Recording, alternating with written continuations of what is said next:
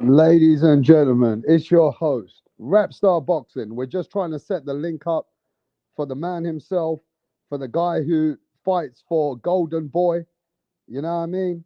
Floyd Schofield, Kid Austin, 135-pound future champion of the world. We're just getting him in to talk about certain things with the beef between him and Keyshawn Davis, him and Shakur Stevenson, Abdullah Mason, and let's not forget Tank Davis. So just give us a sec, and we should have this live up and coming. Just smash the like button if you want to see this live, and we'll get it together in a moment. So just smash the like button and subscribe to the channel. We should be live soon.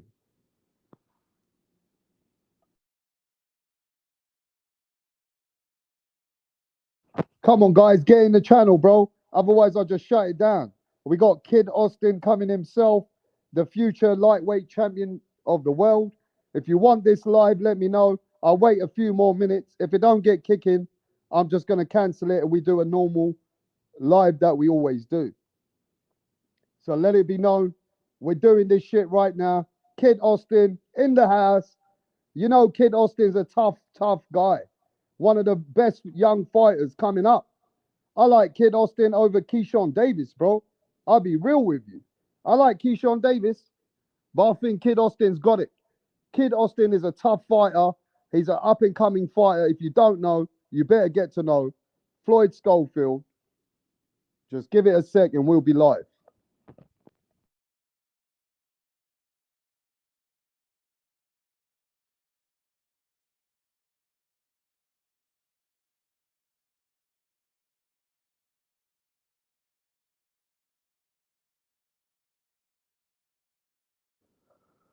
Yo, yes. So you've seen the heated conversations going back and forth with Kid Austin, Kid Austin's dad. Kid Austin is the future. He fights for Golden Boy. If you don't know, Golden Boy's fighter, Oscar De La Hoya's fighter, Kid Austin, Floyd Schofield Jr. and Senior should be here in a minute. So you know that they've been making loads of noise lately, right? They've been in the game for a while, and Kid Austin is slowly putting his feet in the game and planting his feet. And now you got his name connected to fighters like William Zepeda in the future, Shakur Stevenson. You've even got fights that they're trying to put together, trying to talk about Keyshawn Davis. And now we're hearing about Abdullah Mason as well. So this is more the young crew, the guys coming up in America. But yeah, I've always been high on this guy. I like what he's bringing to the table. Kid Austin and his dad, they got a beautiful team. You know what I mean? Collaboration, father and son, the future of American boxing, bro. So wait right there, and we should be live.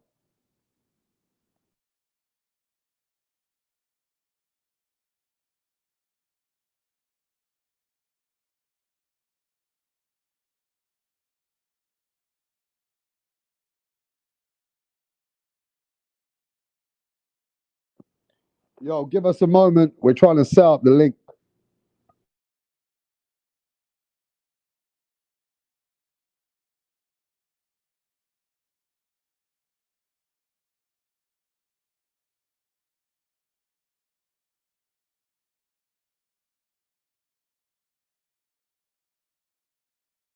Who's your favorite fighters coming up? Who are your favorite fighters coming up in the young guys coming up, especially out of United States? Name your five best young fighters coming up in boxing. And I'm telling you now, Kid Austin's got to be one of the names that you're definitely going to involve in the new generation. So give us a minute and we should try and get Kid Austin here in a minute.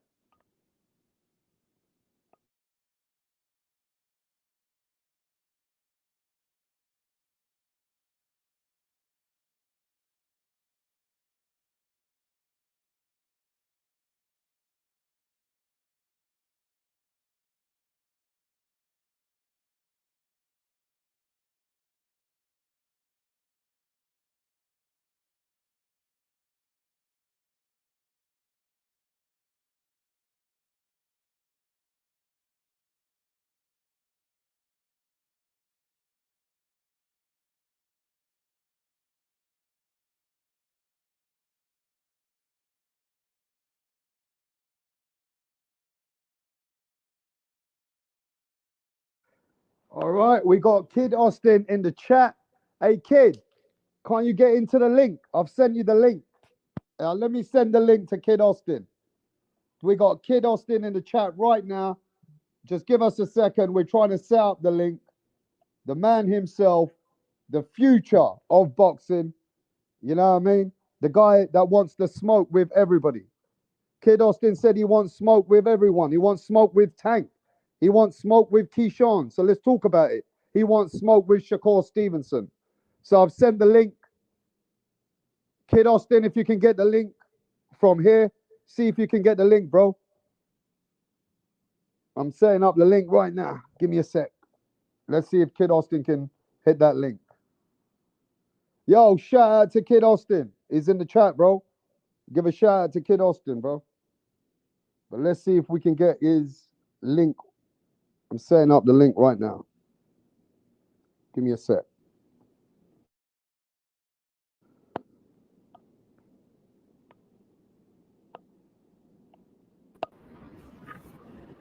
One second, Kid. We're going to get this gang. Thanks for your patience. Appreciate your time. No problem. And the man himself. Yo, Kid Austin making noise out there. Floyd Schofield. What's going on, bro? Not much. Just chilling, relaxing. Just got done training. Hey, man. Hey, look, man, I appreciate your time. You give me your time from the day that you've been going. I've been rocking with you for the last few years, and I really appreciate your time, Kid. Always. Yeah, we appreciate you, man, especially on this side of the pond. Now, look, what's going on with you? You're training. You're working hard. Who you train? You're training on the fight for under the Mike Tyson Jake Paul card. No. That card, I'm not on that card anymore. I got a different card. I'm not sure if I can disclose information yet. Oh, wait there. You're not on that card. Nah, I'm going on to something bigger and better. Not to sound like not humble or anything, but I just feel like I'm. How do I say this without sounding crazy? Like, I'm gonna be on my own, I'm gonna be headlining one, and then on top of that, it's like I'm gonna be on a serious, card. Like, Hey, wait. This is breaking news. All the way in Rap Star, bro. Everybody thought that you were fighting on the undercard of Mike Tyson, Jake Paul. That has been changed.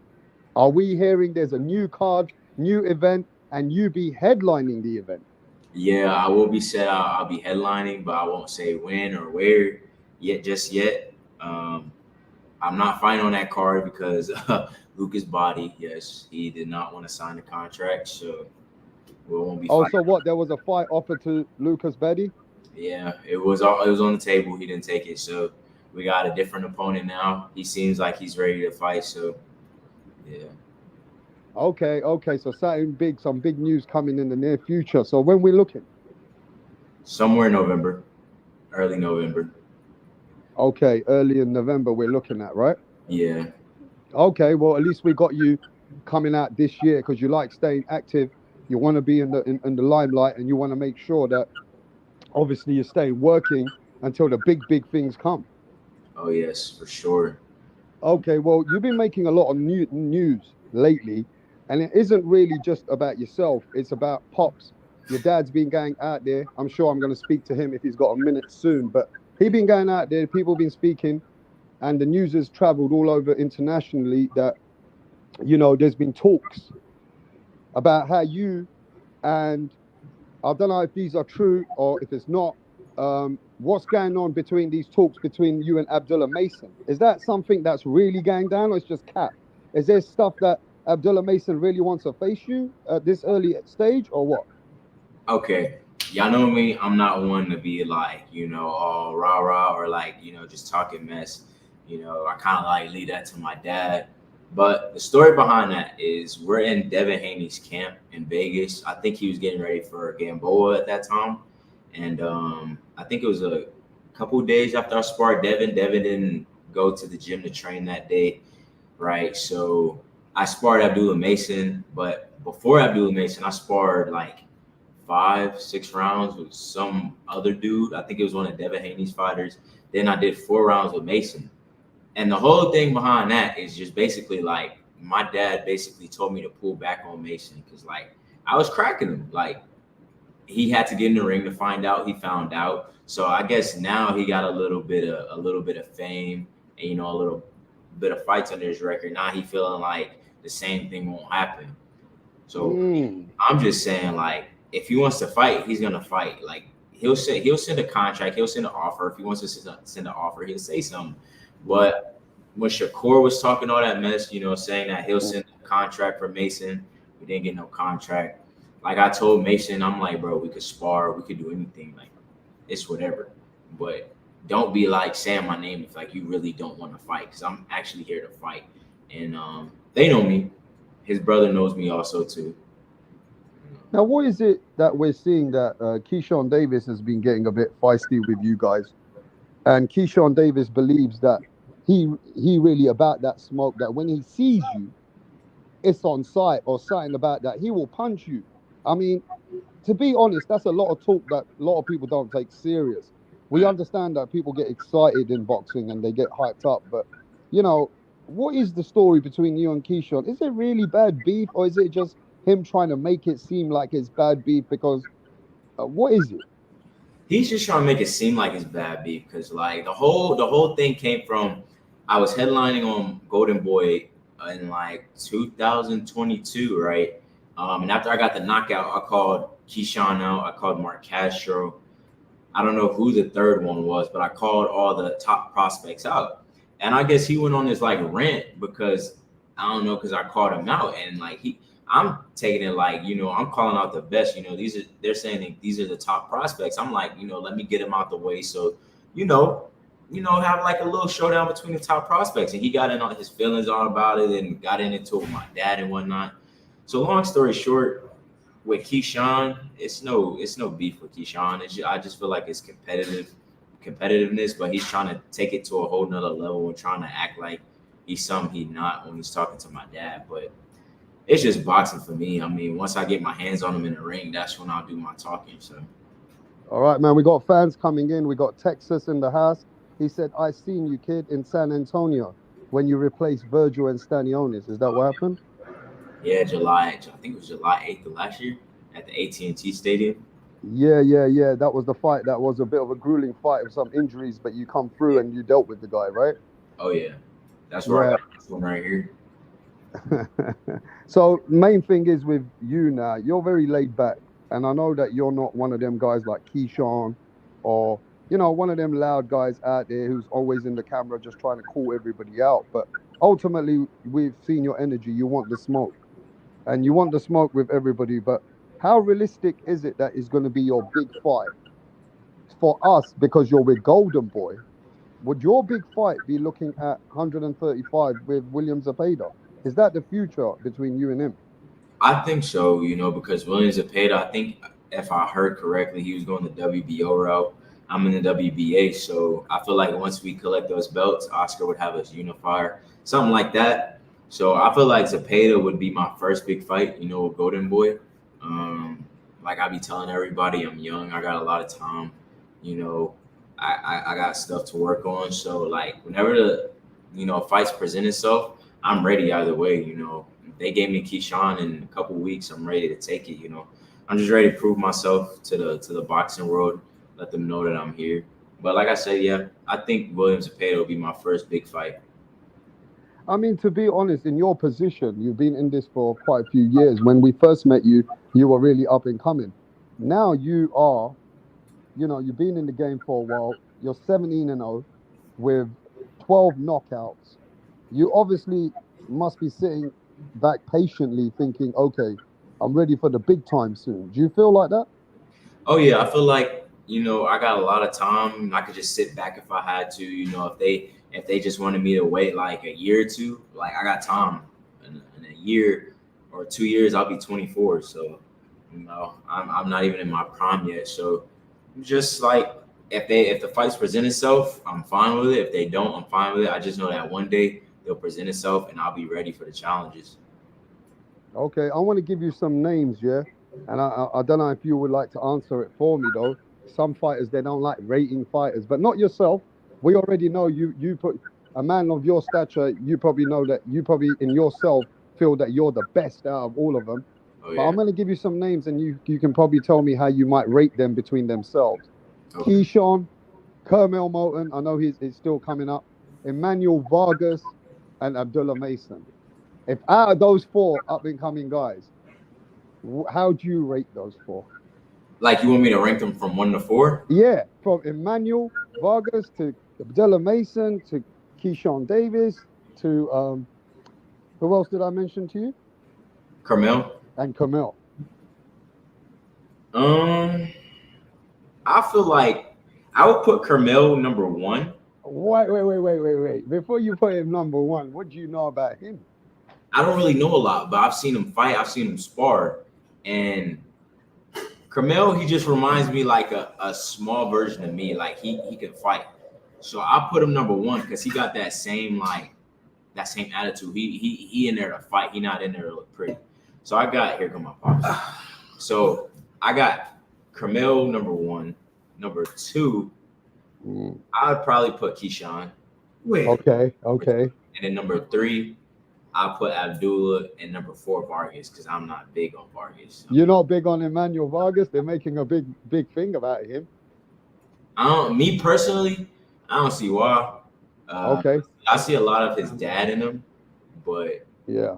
I mean, for certain fans, they probably like his style, but he's a good prospect. All right. Well, you know what, kid? I just got to quickly slide Dad over here because I see Pops in the house. Pops looking slick and all that, looking like he's in Saudi Arabia with Turkey Al Sheikh. You know what I mean? Where you get that from, bro? This is my normal dress. Yeah, that's how you dress. This is when I'm not in promoter's mode, when I'm actually me.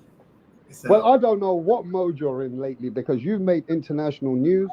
You have, there's been a lot of noise going on between what's been said with you, and you've been pulling up on people, and you're a father. At the same time, you're known on the YTBC and the media.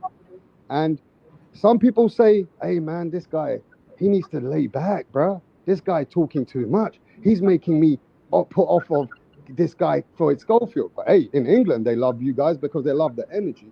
But I'm seeing a bit of dividance lately with, I see this Greg Hackett talking, and you pulled up on him. I see you pulling up, and Keyshawn and y'all got into it. So let's start with this Greg Hackett. I want to know, who is this Greg Hackett that's making all these statements about your son? Because, and you know, it seemed like to me that you really wanted to let yourself be known in these situations when people are talking about your kid. Go ahead. Well, the first off, I didn't pull up on Greg Hackett. He pulled up on my interview. I was being interviewed, and this guy just like jumped in the middle of my interview. And it's the same guy since my son was a little kid. This guy was just like online, just bullying my son. Like just because my son fought a friend of his son in the Junior Olympics. And since then, this guy was hounding him and like calling my son a pussy cat, all this. And now my son is a kid and this is a grown man. So, you know, after a while, because I'll be helping my son run his page, I get to see this guy comments and this guy interviews. Every time my son fight, this guy got to make an interview trying to come up with some stuff. And so, you know, when he jumped in my interview, I finally got to meet this guy one-on-one now, the guy who's been hounding my son for years. So it wasn't like it was just me just trying to know, you're not going to bully my son or harass my son, especially while he's a kid and you're a grown man. So that's why that happened. Okay, so people getting confused here, Pops, because we know you can be cool, you can be collective, you could be very intelligent in certain podcasts. I've seen you know boxing, you talk your talk.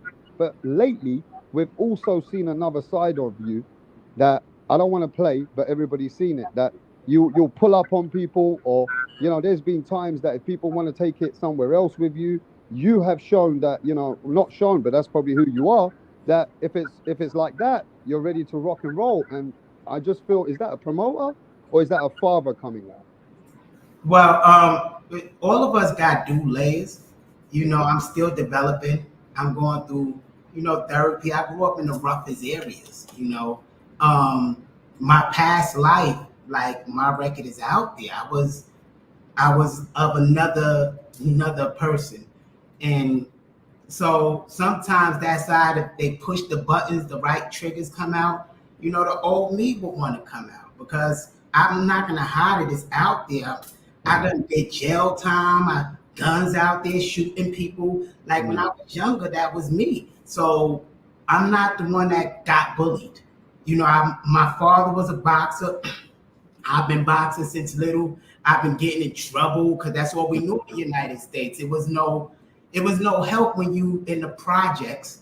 Your mama ain't around, your daddy ain't around, you there by yourself. So, you know, that's the side of me. And when they push that button, if that came out, that came out. But I would want to walk in as a different being. But I'm still learning every day. And I respect what you just said. You know, maybe certain things that have been said is not like that's who you are today. But at the end of the day, if somebody tries to push it with you, you'll stand your ground because it did look like you want to take a man's head off, you know? No, and the second guy, he came to our home. This is somebody my son used to call uncle.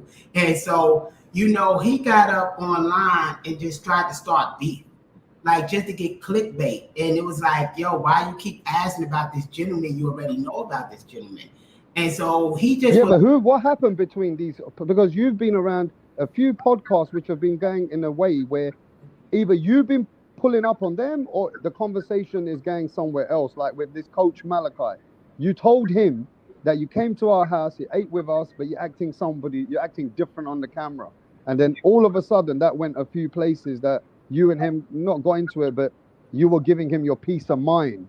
What happened? Because he's supposed to have been like a brother to me.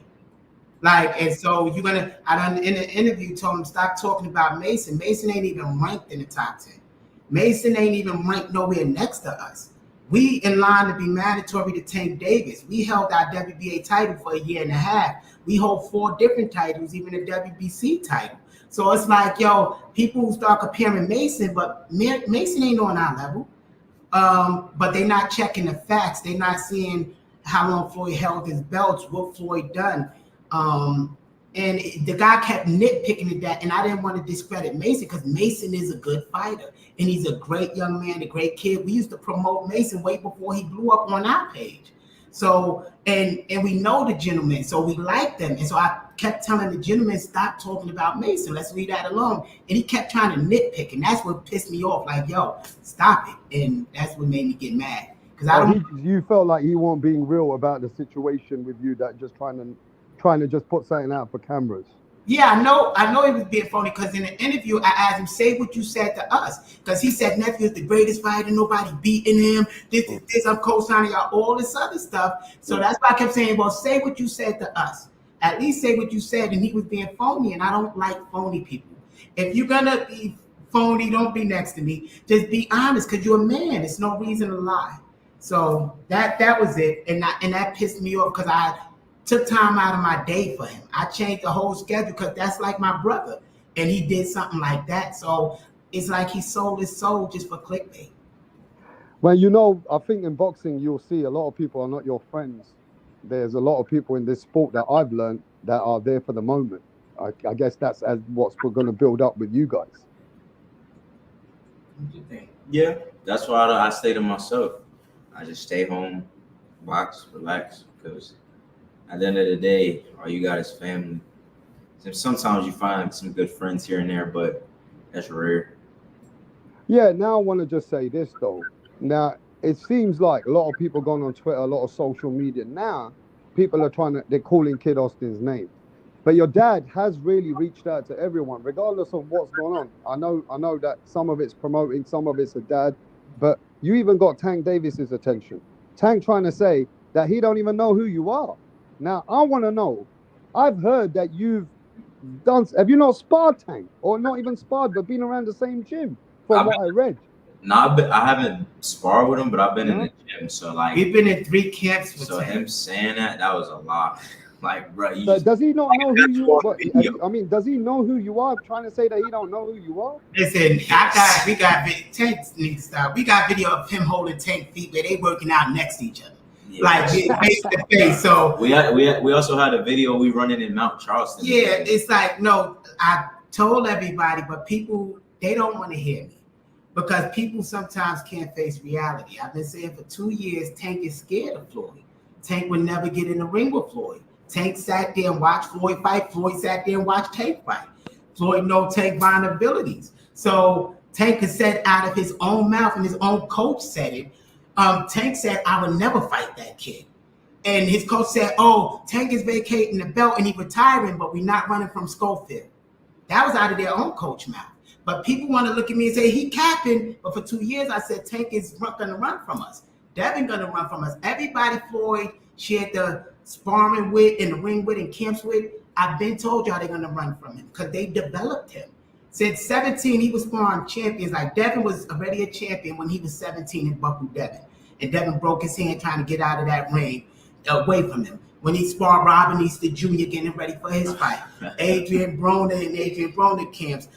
When he sparred Jojo Diaz getting him ready for his fight. So he been sparring and they was champions. And he wasn't even a pro yet, you know. So he was getting the champion. He get the champions ready. So they already know he's the mark. He's the level because he was the one helping them improve. I wouldn't have been everywhere. I mean, you got him a little bit wound up. I mean, you know what? Floyd Sr., I haven't seen Tank reply. He tries not to reply too much, but you got him replying. And he even tried to be a bit antagonizing in a way, say, "Oh, his pops is gay," and I've been wondering why he act like that. What you got to say that? What you saying there? Nothing. The truth is the truth. A scared man will say anything. I mean, we mandatory. It ain't like I'm just pitching the ball like he capping. No, we mandatory to fight him. Two, bro. Yeah. Zapata went over fighting the WBO or somewhere over there. He's fighting, so we the automatic mandatory. And Tank is like, no, I'm vacating the belt. So people can say what they want to say. The truth is the truth. So, I mean, so the truth is the truth. You've created smoke for your son, and some people are saying to me, "Hey, Rapstar, like I got people in England. They start watching Kid now because of my channel. They said to me, yo, man, is this guy ready for Tank? I said, well, his dad's saying that he's ready for everybody, but is he ready for him? Now, I want to ask your son, your dad has created an energy and a smoke that now you're going to get called out like that. And now people are going to want to see, are you about that life? Do you mind your dad putting that energy on you? Wait, hold on, I want to answer this. Did any of the champions ever come out and say I'm lying? When I say he's the greatest fighter of all time, that they can't beat him, that they running, has any of them came out and said they lying? So before you ask him, the facts is there. Yeah, but you know you're a father, yeah? You know that Floyd, Floyd is your, let's be honest, that's your son. No, hold up. You die for your son, bro. No, right? Hold up, Rapstar. That's a mindset of somebody different. That ain't my mindset. This is a product. I created a product. When I had this same conversation. Look, I already know your son is the Marvin Hagler. No, I already know that he is one of the real guys. I can see that. No, I'm not saying that. I'm not saying that. What I'm saying is, when you put in an environment in the United States and you don't got money, I had to create the money. I had to form a company, sign a partnership, develop my son into a brand. So it ain't just a dad. I strategically built the greatest boxer of all time. Since 8, he was sitting in front of the TV, not at school, and I strategically programmed him. But can I tell you this? I love what you're saying, and I can see What I'm saying is I developed. I know what I developed. I understand what you developed. You've had it from day one, and I know that you're not looking at a father's perspective. You're looking at what you have, and you will be willing to put Floyd, your son, in with all those dogs because you're confident, not just as a father, as a guy who's a trainer and understands what he has. Is that what I'm hearing?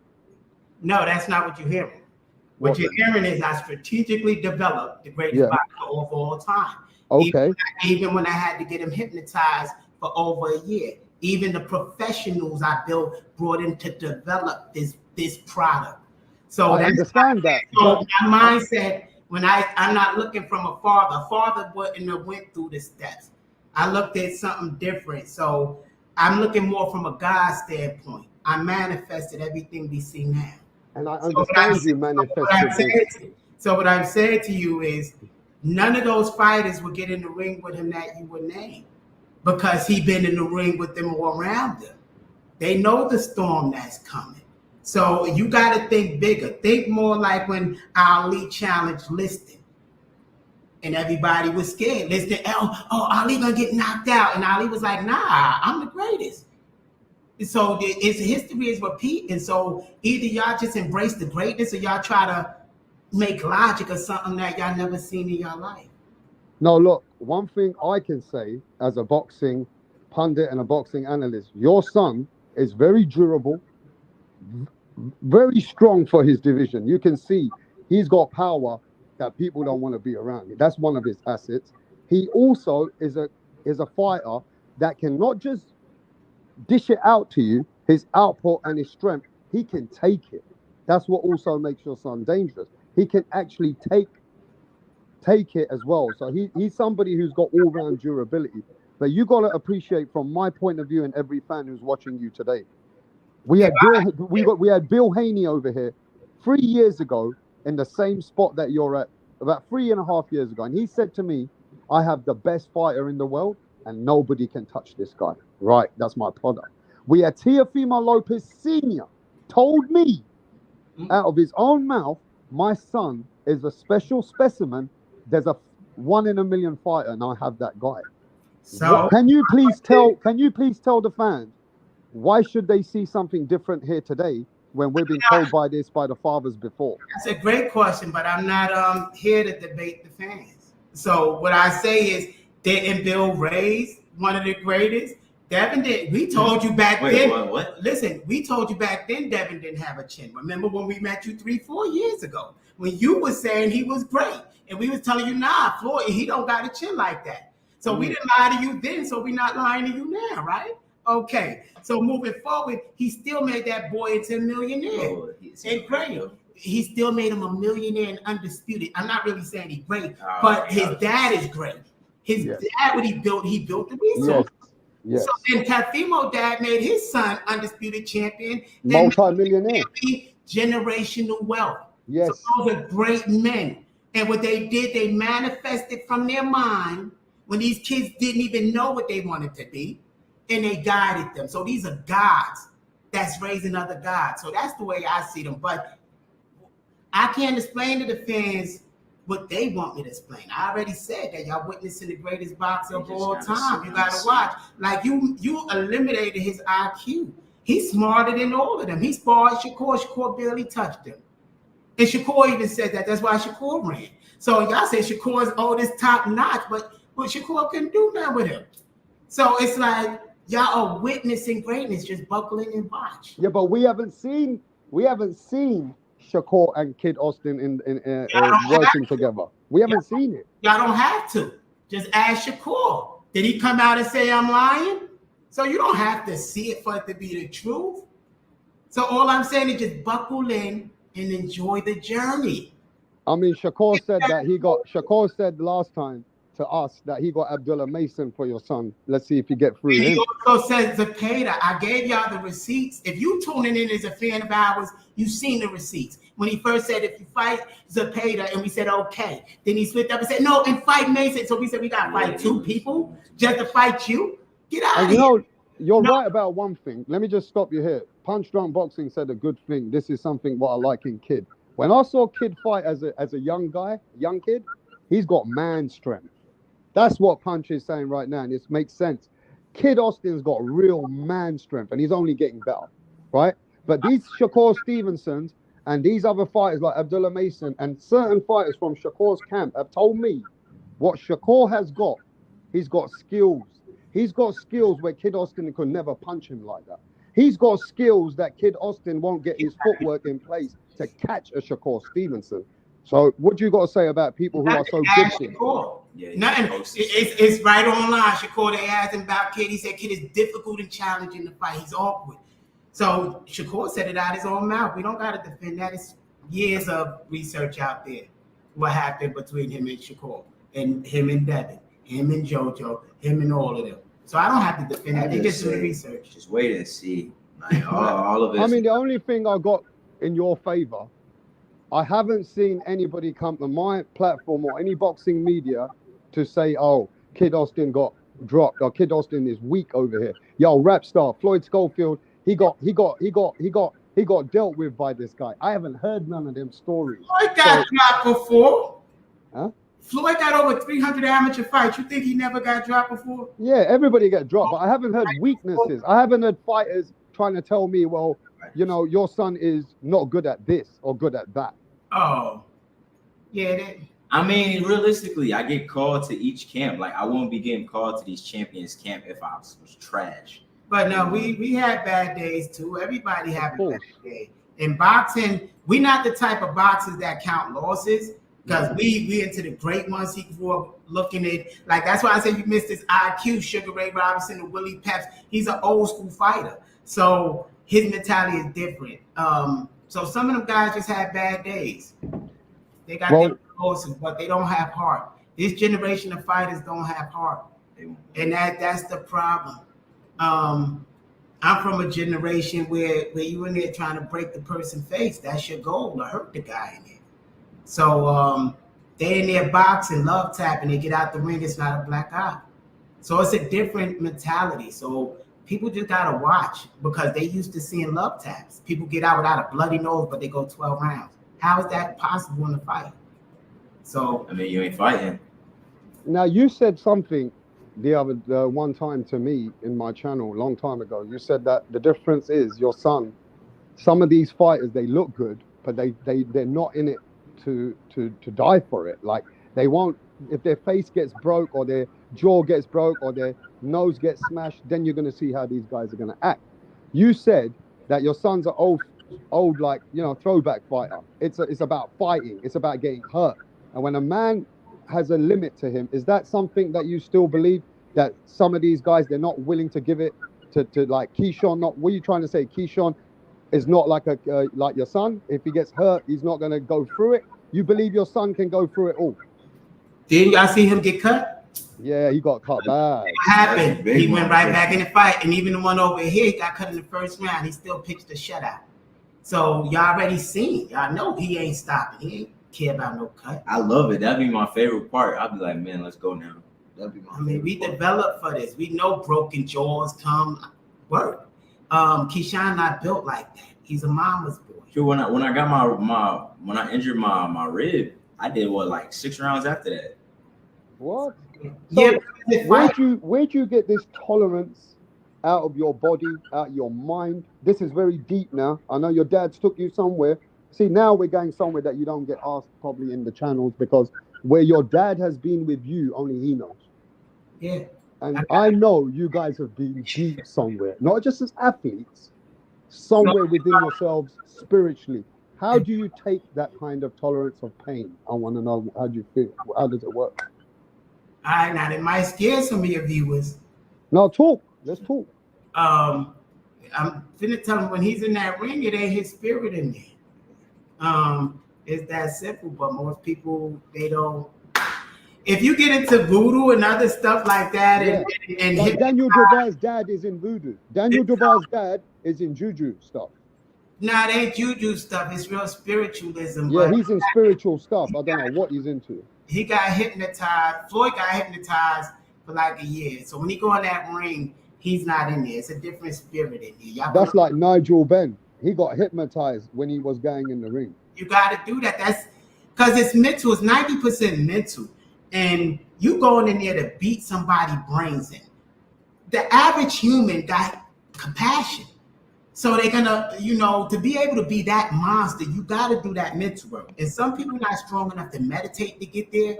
So then you gotta go and deal with the hypnotist to hypnotize them, and what they listen to at night while they sleep and telling them they're a gorilla, they feel is this.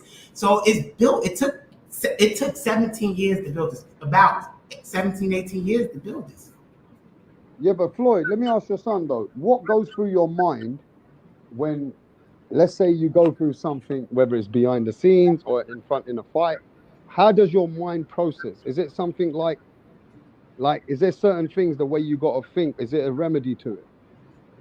Not really. It's just like my dad explained, I just go with the flow. Like, I'm in there to fight. I love fighting. I just like I don't know when it. He When not it's, even Scared. Yeah, but Floyd, let me ask Floyd. Yeah, but let me ask your son something, bro. Because everybody, some boxers, they fear certain things. Some boxers, they know their weaknesses, so they like to overpower them in their mind. There's got to be something, Floyd, that makes you.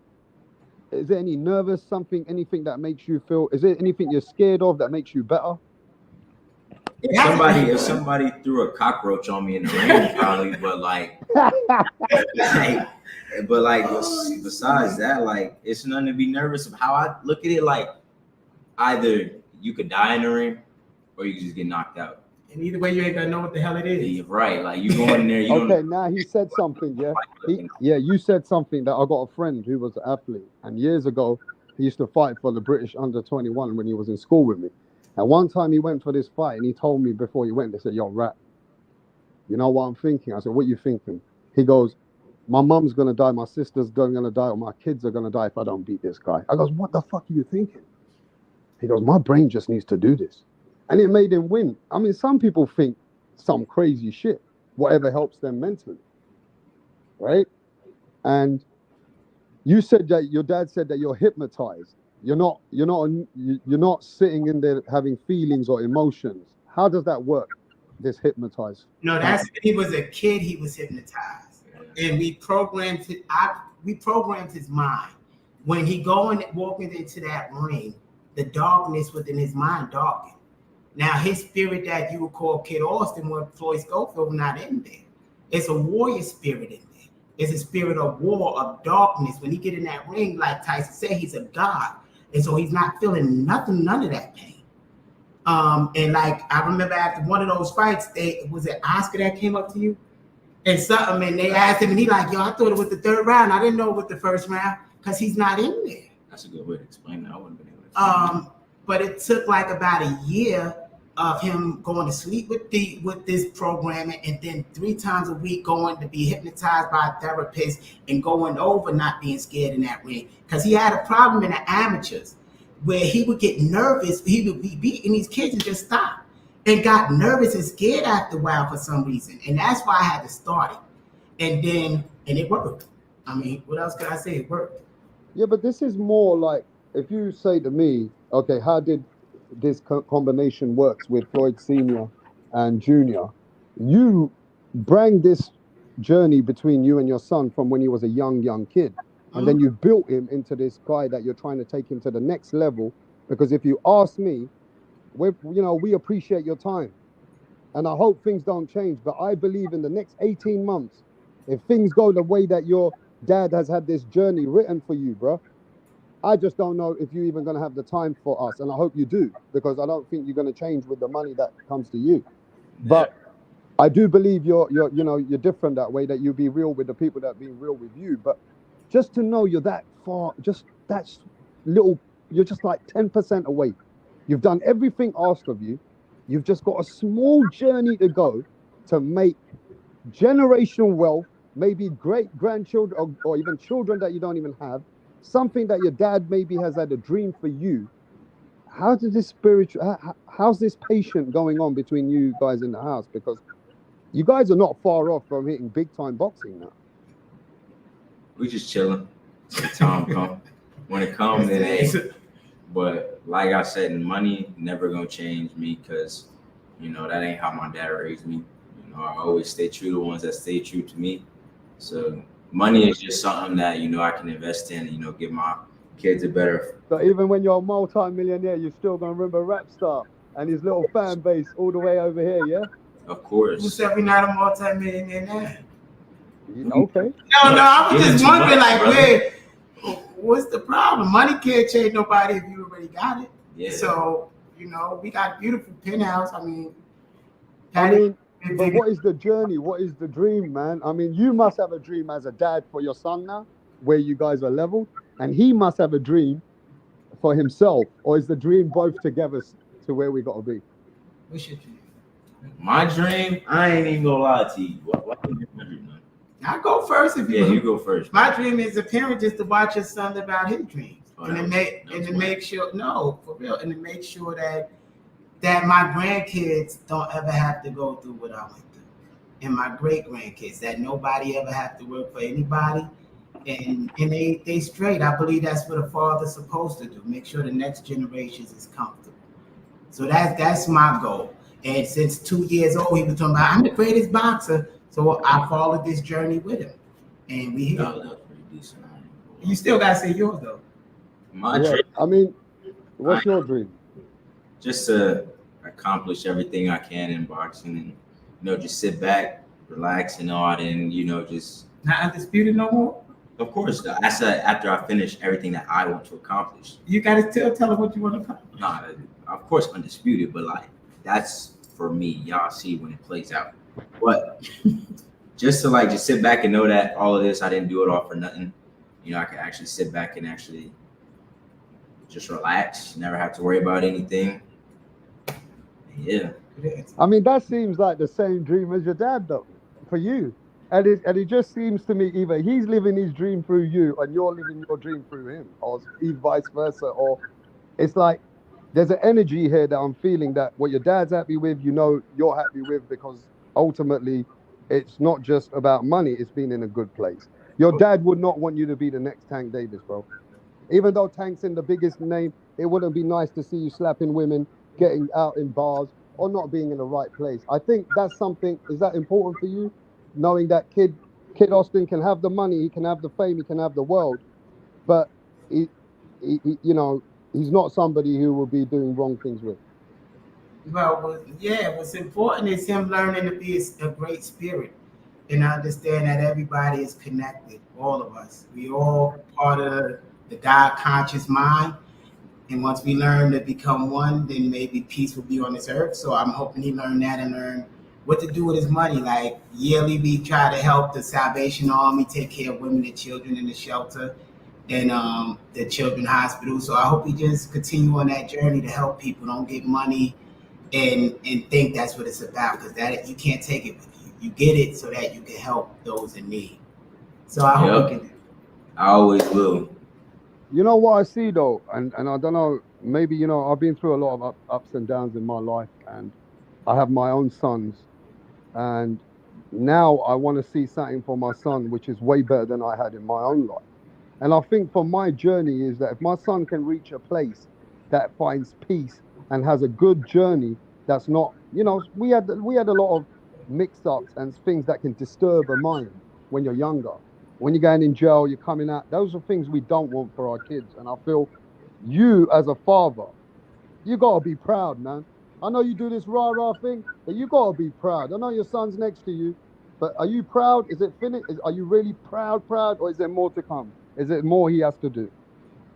Oh, it's a lot more we got to do. I'm very proud of him. I always was proud of him, but it's still a lot more we got to do as Brownlee.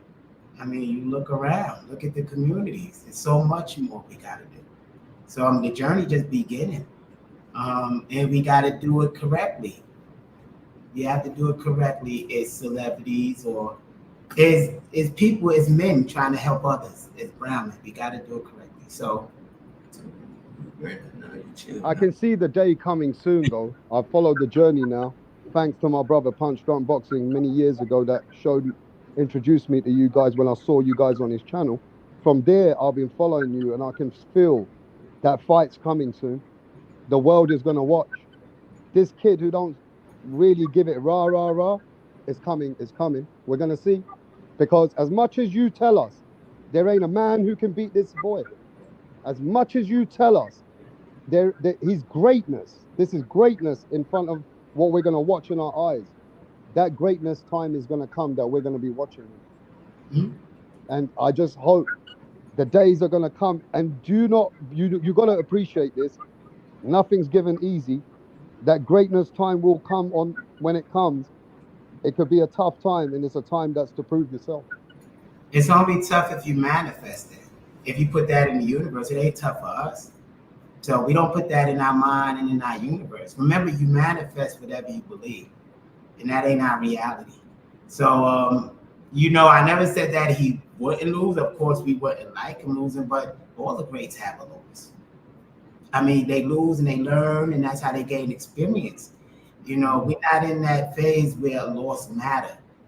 The comeback is what matters if you lost, but we're not trying to lose. But I never said that. I just wanted to clear that one up. You know, I'll never lose to this generation. I mean, you say that, I understand that, and I appreciate that. You practice, you preach, and it's something that's within you. But we never thought Haney was going to lose to Garcia, bro. We never thought Anthony Joshua was going to lose. The whole of England was like. And I want to know your opinion on that. I mean, you saw that in front of us. Things happen.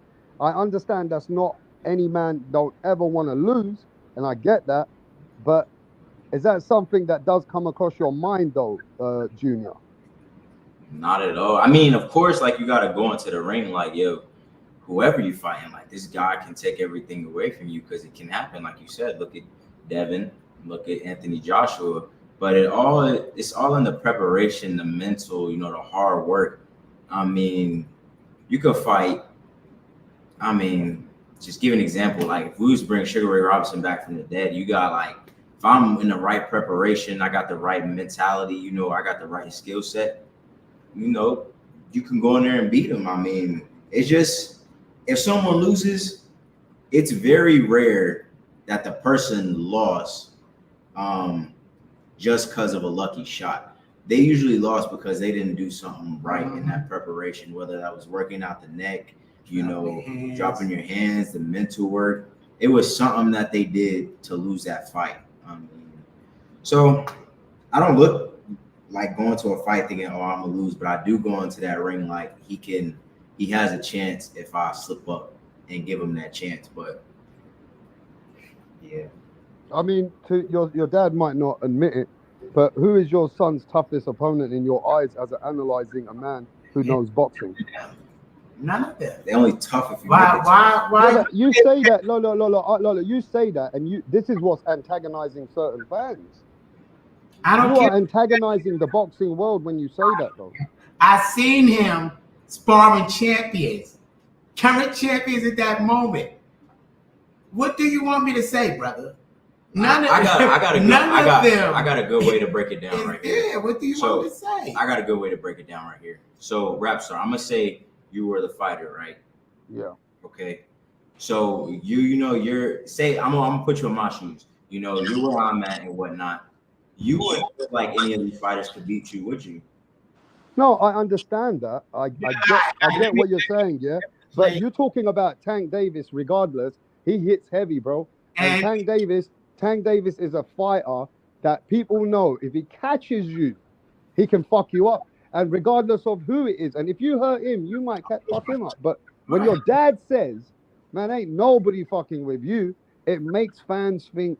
No, it makes you feel that way. It don't make fans feel that way. It makes you feel that way. No, I go by what the fans are saying in America, and I read by the fans in America. I told you, we understand the dad and son connection. You're not talking about the dad and son relationship. I just said I seen what he did to the champions, and you going elsewhere with dad and son. Like I said, what he did to the champions, like he getting them ready for their pro fights. So I don't care what nobody say. I seen it for myself. A fight is so what hard. you want me to say? No, I respect it though, and I respect it. I respect it. But you can't blame me. You can't blame me to ask you the questions what the people have asked me to ask you. No, I don't blame you for anything. I'm answering all your questions, and I answer with Mason. What you want me to say, Mason? And that's how I had to tell him to hit Mason soft. Yeah, but if me and you are logically, and I meet you, say I meet you by yourself. We're having a sit down. We're talking, and I say, yo, senior, which one do you think's the toughest fight though? None of them. And you'll say to me, none of them, and I'll be like, okay. We're running into the toughest fight. We called out the boogeyman. Yeah. You say he the hardest hitter there. He is. You want to fight the hardest hitter before he get his grown man strength. I keep telling y'all, I'm trying to get him a chance. He don't even have his grown man body yet. And y'all, everybody would tell y'all he hit like a midweight, and he don't have a grown man body yet. He's 22. So who do you want me to put there that's going to compete? I'm not saying he can't make a mistake, but that won't happen. I'm not manifesting that. But I see them with him. Who do you want me to say, brother? You know why I think it happens like that? Because you are different. When we asked Teofimo Sr., he gave us a couple of opponents that I think would be a good fight. His son would beat him up. When we asked Bill, he gave us a couple of opponents that thought would be an okay fight. So you want me to beat them? No, and I like that you're different. What did I say? Even if I have to ask you the questions for the people, this ain't me and you. This is me asking you the questions that people keep asking, then saying to me, how come his dad doesn't even analyze which is the best guy though? I Which do. one will be the toughest guys? See, let me clear this up just for your things, because this for your things. I know all 5 styles of boxing. When I raised him with all 5 styles of boxing, I know every style got a counter style. So I could tell a flaw. If the style is wrong, it's wrong. I know the defenses. So if this style got the incorrect defense, I know the flaw. So this is chess. This is not a game. This is a science. It's hit and not get hit. These guys are not competition to us. The hardest competition, if you needed somebody, was Tank, and y'all toughest competitors hauling ass. Because we watched him get stopped. We watched him get defeated. Wait. You watched who got stopped? Nah, we ain't giving too much secrets. Like, we already said that plenty of times. Tank. In Miami. We've been in many camps with him. Tank ain't invincible. He's invincible to y'all. Yeah. He's not invincible to us. And he know he not. Them Russians, I'm telling you. So, we was even in there when Elijah beat him up, and Floyd was only 12. So Floyd been looking to beat Tank up since he was 12 years old when Tank knocked one of his former sparring partners up, and his bigger brother went in there and whipped Tank ass. So Tank was in a threat to us. So at this point, you've left us in despair because you're the guy who is the science behind Kid Austin. So now you've left us with a question mark. Maybe Tank's the best fight for him. Maybe Keyshawn will be the best fight. Maybe it'll be this guy. It might be that guy. It might be Shakur. Now we're like, which one could it be? That's the toughest fight. And time will show. Time will show. But I could tell you, Keyshawn ain't a threat. To nobody. Keyshawn ain't a threat at all. To nobody. Keyshawn haven't fought nobody. He's only up in the ranking because he came second place in the Olympics. He didn't come first place. To Andy Cruz. He's a second place guy, and that's why he's ranked. He didn't fight nobody. He's not a threat. He's attached to us so he can market himself. He asked Oscar, could he fight us at the end of the year? When we pressed him, say, yo, let's fight. It's time. He got scared and he's ready to run to 140. The same thing Tank is doing, running to 140. But I told you 3 years ago, when he get in position for a title, all of them gonna run up. I told you this. You did say that, but at that time it was early. Oh God, I see it already. Just like I told him he was going to Golden Boy, and I could tell you the future. The same way I told you the future then. Do you think Zepeda's going to move up? Zepeda already said he's not fighting us. Zepeda's coach said he's not going to fight. So I'm hearing now the Zepeda fight might not even happen. They moved over. Look, Zepeda's coach Panda had a interview with the Boxing Voice. He says that they're not going to give me a fight because they feel I'm not ready. So they're moving. So what are we saying here? Is this the new boogeyman of 2024? Floyd Schofield Jr.? 25, 26, 27, all the way till I retire. Is he the boogeyman? Is that what I'm hearing, Pops? No, he's not the boogeyman. He worked hard. They know it's going to be a hard night. They know they will leave sore. They know it ain't going to be no love tax. They're going to have to work. You in there with somebody who like to fight. Now, we got people in the chat saying, I ain't never heard of anyone give Kid Austin hard work or anything out there. Punch Drunk says, I ain't heard of anything out there, though. Ever. Ask the champions yourself. Ask JoJo how they had to pay us and told us, y'all can stay in camp, but we can't have y'all champions. You're right about one thing. I'm going to back you up on this right now. When I spoke to the Haneys about Kid Austin sparring, they told me, man, ain't nothing happening like that. We just had some good work. But they didn't say it was bad work. I'm telling you, yo. They never told me it was bad work. So I'll give you that. I be in there cracking rap like. I got to give you guys credit. Now, we got a couple of people here, Kid. And they want to ask you a couple of questions. Is that cool? Go ahead, take your time. We're here for y'all. We appreciate you, man. It's all love. And you guys know that we ask the questions that even if it is what it is, and you hear the answers straightforward over here. So, let's go to D Calico. Go ahead, brother. Hey, peace to the gods. Floyd Schofield Sr. and Floyd Schofield Jr. Peace. Y'all already know it's an honor. Thank you. I really wanted to ask about your amateur background because I didn't know you until you turned professional. Like how far back does the amateur background go? Man, I got like 300 some amateur fights. Dang. I will say I wasn't the best amateur because I always had a professional style and very young. You were real young. Yeah, and the amateur judges don't want to see a pro style. So I was kind of tired with the amateurs when I turned like 16, But 17. you were doing it since 8. But yeah, I've been doing Competed this since since 8. 8. What? Since Good. 8 years old? Yeah, he been training since 2. Like I told What? him, designed him, and he been competing since 8 years old. That's amazing. Wow. Hey, I hey, heard of kids training starting at 7, but I never heard of nothing like that. I was having a fight like every weekend. like football. Yeah, that's crazy. Mhm. Yeah, that's Hey. big. That's what's up. Hey, because I only had 3 questions, and I wanted to ask, like, as far as the amateur career, like we know how like people have rivals. Like we were just talking about Andy Cruz and Keyshawn. Yeah, he You beat feel me? Keyshawn every Like time. like Ryan Garcia and Devin Haney. Like who have you fought the most as an amateur, or who is your rival, other than Keyshawn? I don't know if y'all ever had an amateur fight. The bad part is our rivals didn't make it They into didn't boxing. make it. I don't know what happened to them in the streets, but we had a Miguel Santana, I can't we stand had a fighting Rashid those. Jefferson. Let's see, who else? We had who's that guy who dropped you? You got up and beat him. Wilbur Hernandez. It's so many because we've been doing. I watch these kids grow up, so we seen That's a lot of people them. we fought. It's back a to lot back. of them, yeah. Now I And- got some people from Australia over here. I think These you are got Liam. These are Liam Paro's. Yeah, I got the last question. Yeah, after this question, we got Liam Paro's people over here. So go ahead. Go Go ahead. ahead, Next D-Calico. question, sir. Go ahead, D Calico. Did you cut I him can't off? hear you, brother. I think you got a phone call. Yo, D Calico, you there? All right, we're going to Australia. What's going on, bro? Hey, how's it going? Can you hear me? Yeah, we can hear you, mate. How's it going over there, down and under? Another beautiful day, mate. Beautiful day, sun shining. Hey, All right, mate. Salute, Go on. salute senior and We got the man for Hey, Liam Paro, but go ahead. Hey, I just wanted to ask you, how are you guys finding the transition from the PBC to Golden Boy? Do you think was the PBC kind of holding Floyd back? No, we turned PBC down. We never took their deal. Right.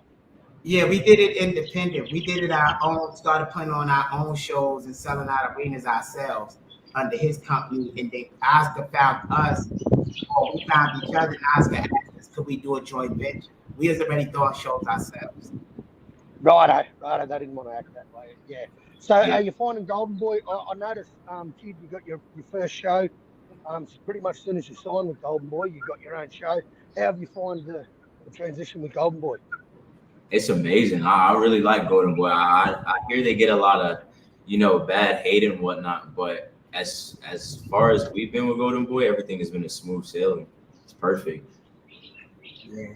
Beautiful. And just one last thing.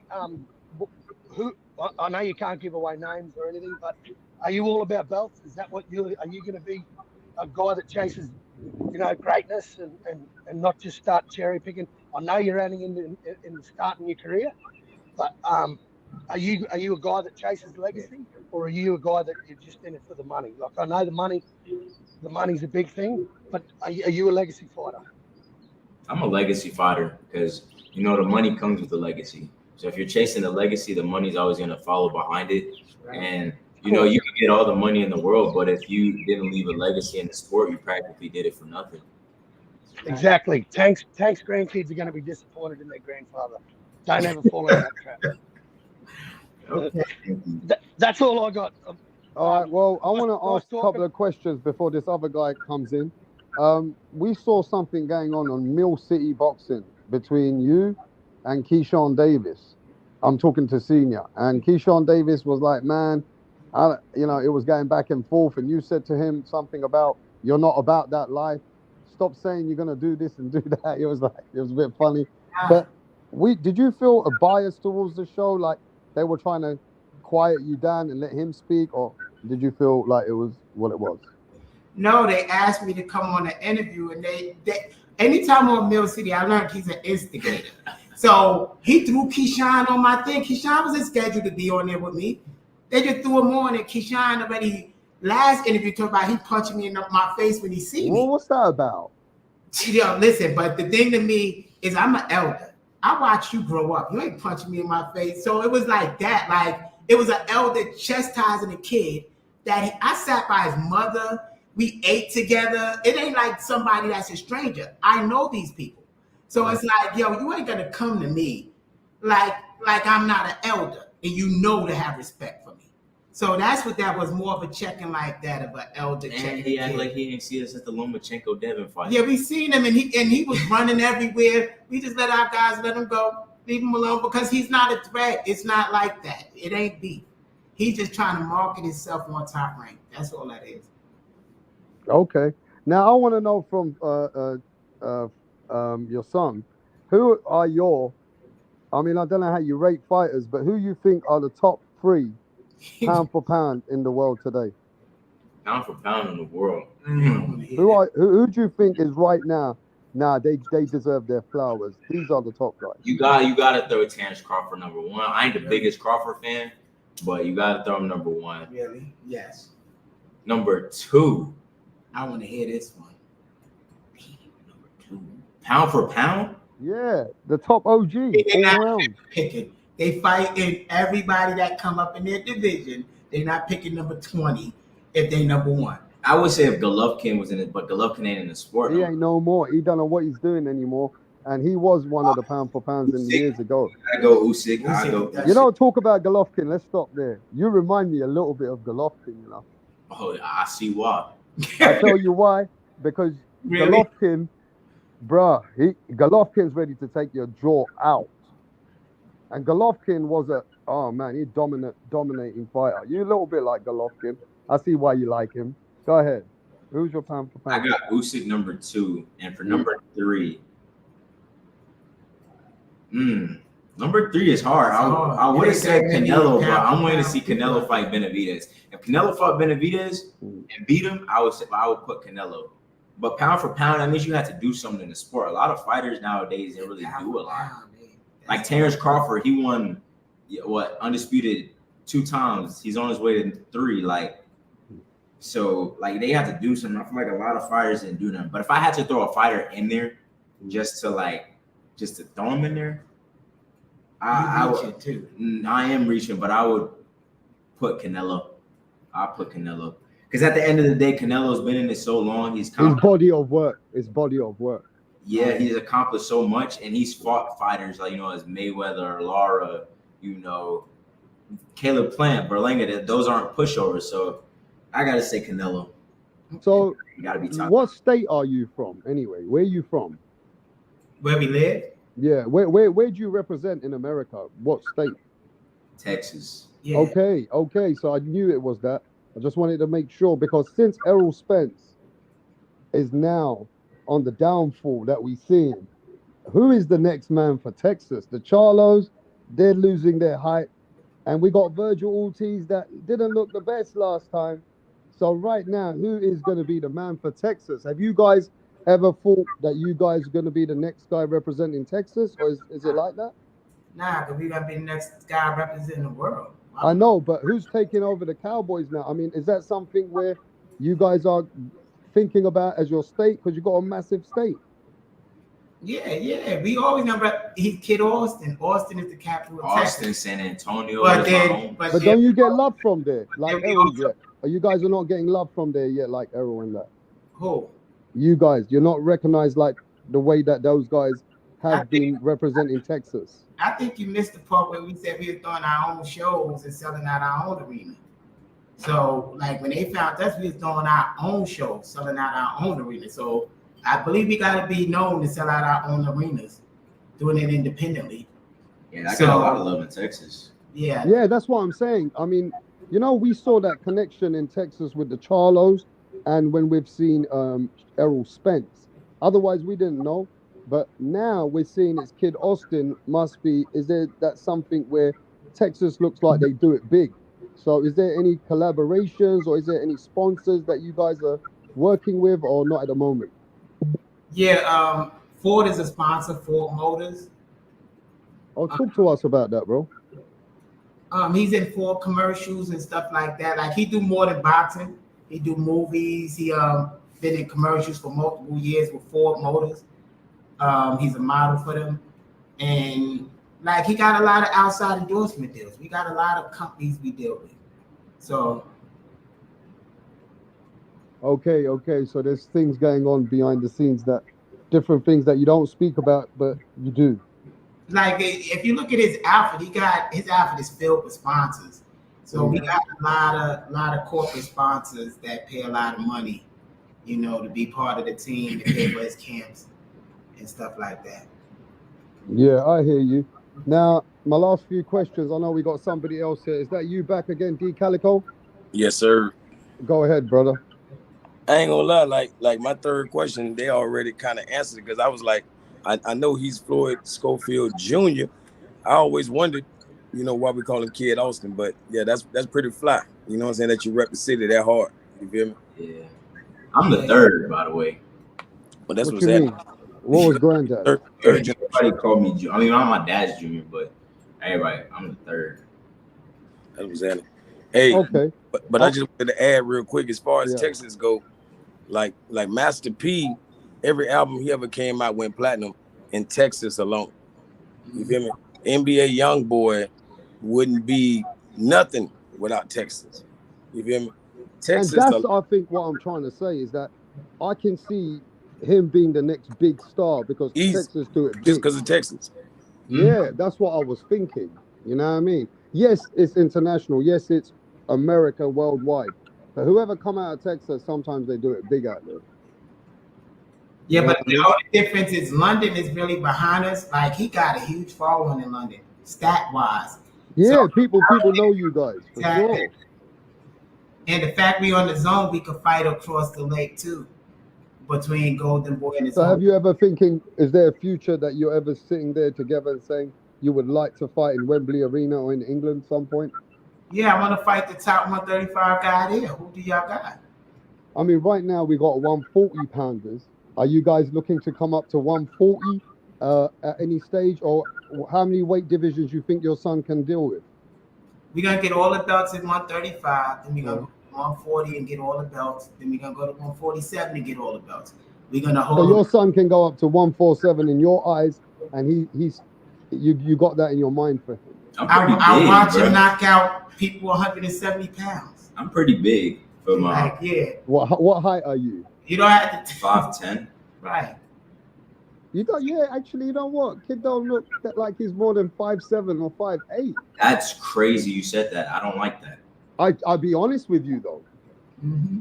Yeah. I don't. When I see you, you don't come across at 5'10". 5'10" is Jamel Charlo, bro. I'm 5'10". When you get close to him, you see how big he really is. So All right, Yeah. Mastermind. Tell the man's where you from. Go ahead, brother. Oh yeah, what's going on? This Cincinnati, man. I watch your fights, man. I see you out here running things. You know what I'm saying? We proud of how y'all representing out there. thank you. Keep knocking them out. You know what I mean? Because all we look at, you see, y'all taking this boxing to the next level. You see what I'm saying? It's good to come along now because now we at the time where you could be the greatest to ever do it. So, you're already in there. So it's right there for you to take it. You got some great opponents, but keep on knocking them out. Thank you. Thank you, brother. Thank you. And to be fair with you, it's very hard at this moment, for anybody who critiques your son, they'll just be hating. Because there's not a style or anything he's giving us to let us feel, oh, look, Devin Haney can't take a punch when we're looking at him. Oh, man, Shakur, he don't like to throw, though. He don't like to throw, bro. You know what I mean? There's always something to say about somebody. I'm trying to find a way to see if there's anything to critique. But to be fair, there's not much to critique, but also you can appreciate we haven't seen it at the top level, which is coming next. I Do you did. appreciate that, though, Senior? Do you appreciate that? I did. Y'all just about to see it. I did. Yeah, y'all gonna see very soon. I watched them in the ring with all of them. I watched them invite him back to camps to get them ready. Well, I did. Watch what you see what he do to the top layer. They know. That's why they running. I'm telling you, watch what he do to them. Okay, somebody come in my channel, G Smooth. He goes, yo, rap star. He goes, rap star. Kid Austin is a big guy. He's 5'10". I met them in San Antonio. Yeah. I'm telling you, brother. I'm Okay. not. But wait there. If he's 5'10", This man can go to 154 later. Yeah, that's where we'll stop at, I believe, because we're gonna hold 140 and 147 simultaneously undisputed. Nobody in history ever done that, and we're gonna defend them. And then we'll move up to 154 and retire. Yeah, that now to see go up there like you said, 154. That's supreme legacy. Like you said, you see Terrence Crawford went there. He not getting his props, but you see he had to go up against a gold medalist. So y'all know how it is. Just get the victory, and don't long as you don't get dropped or nothing, you know it's gonna be tough. But even if you get dropped, you still get the victory. You could drop them. You know how it goes. Y'all been in this game forever. Yes, sir. Yes. My thing is this though. I spoke to somebody who spoke to the Vargas camp, and Vargas guys said that they got a special kid.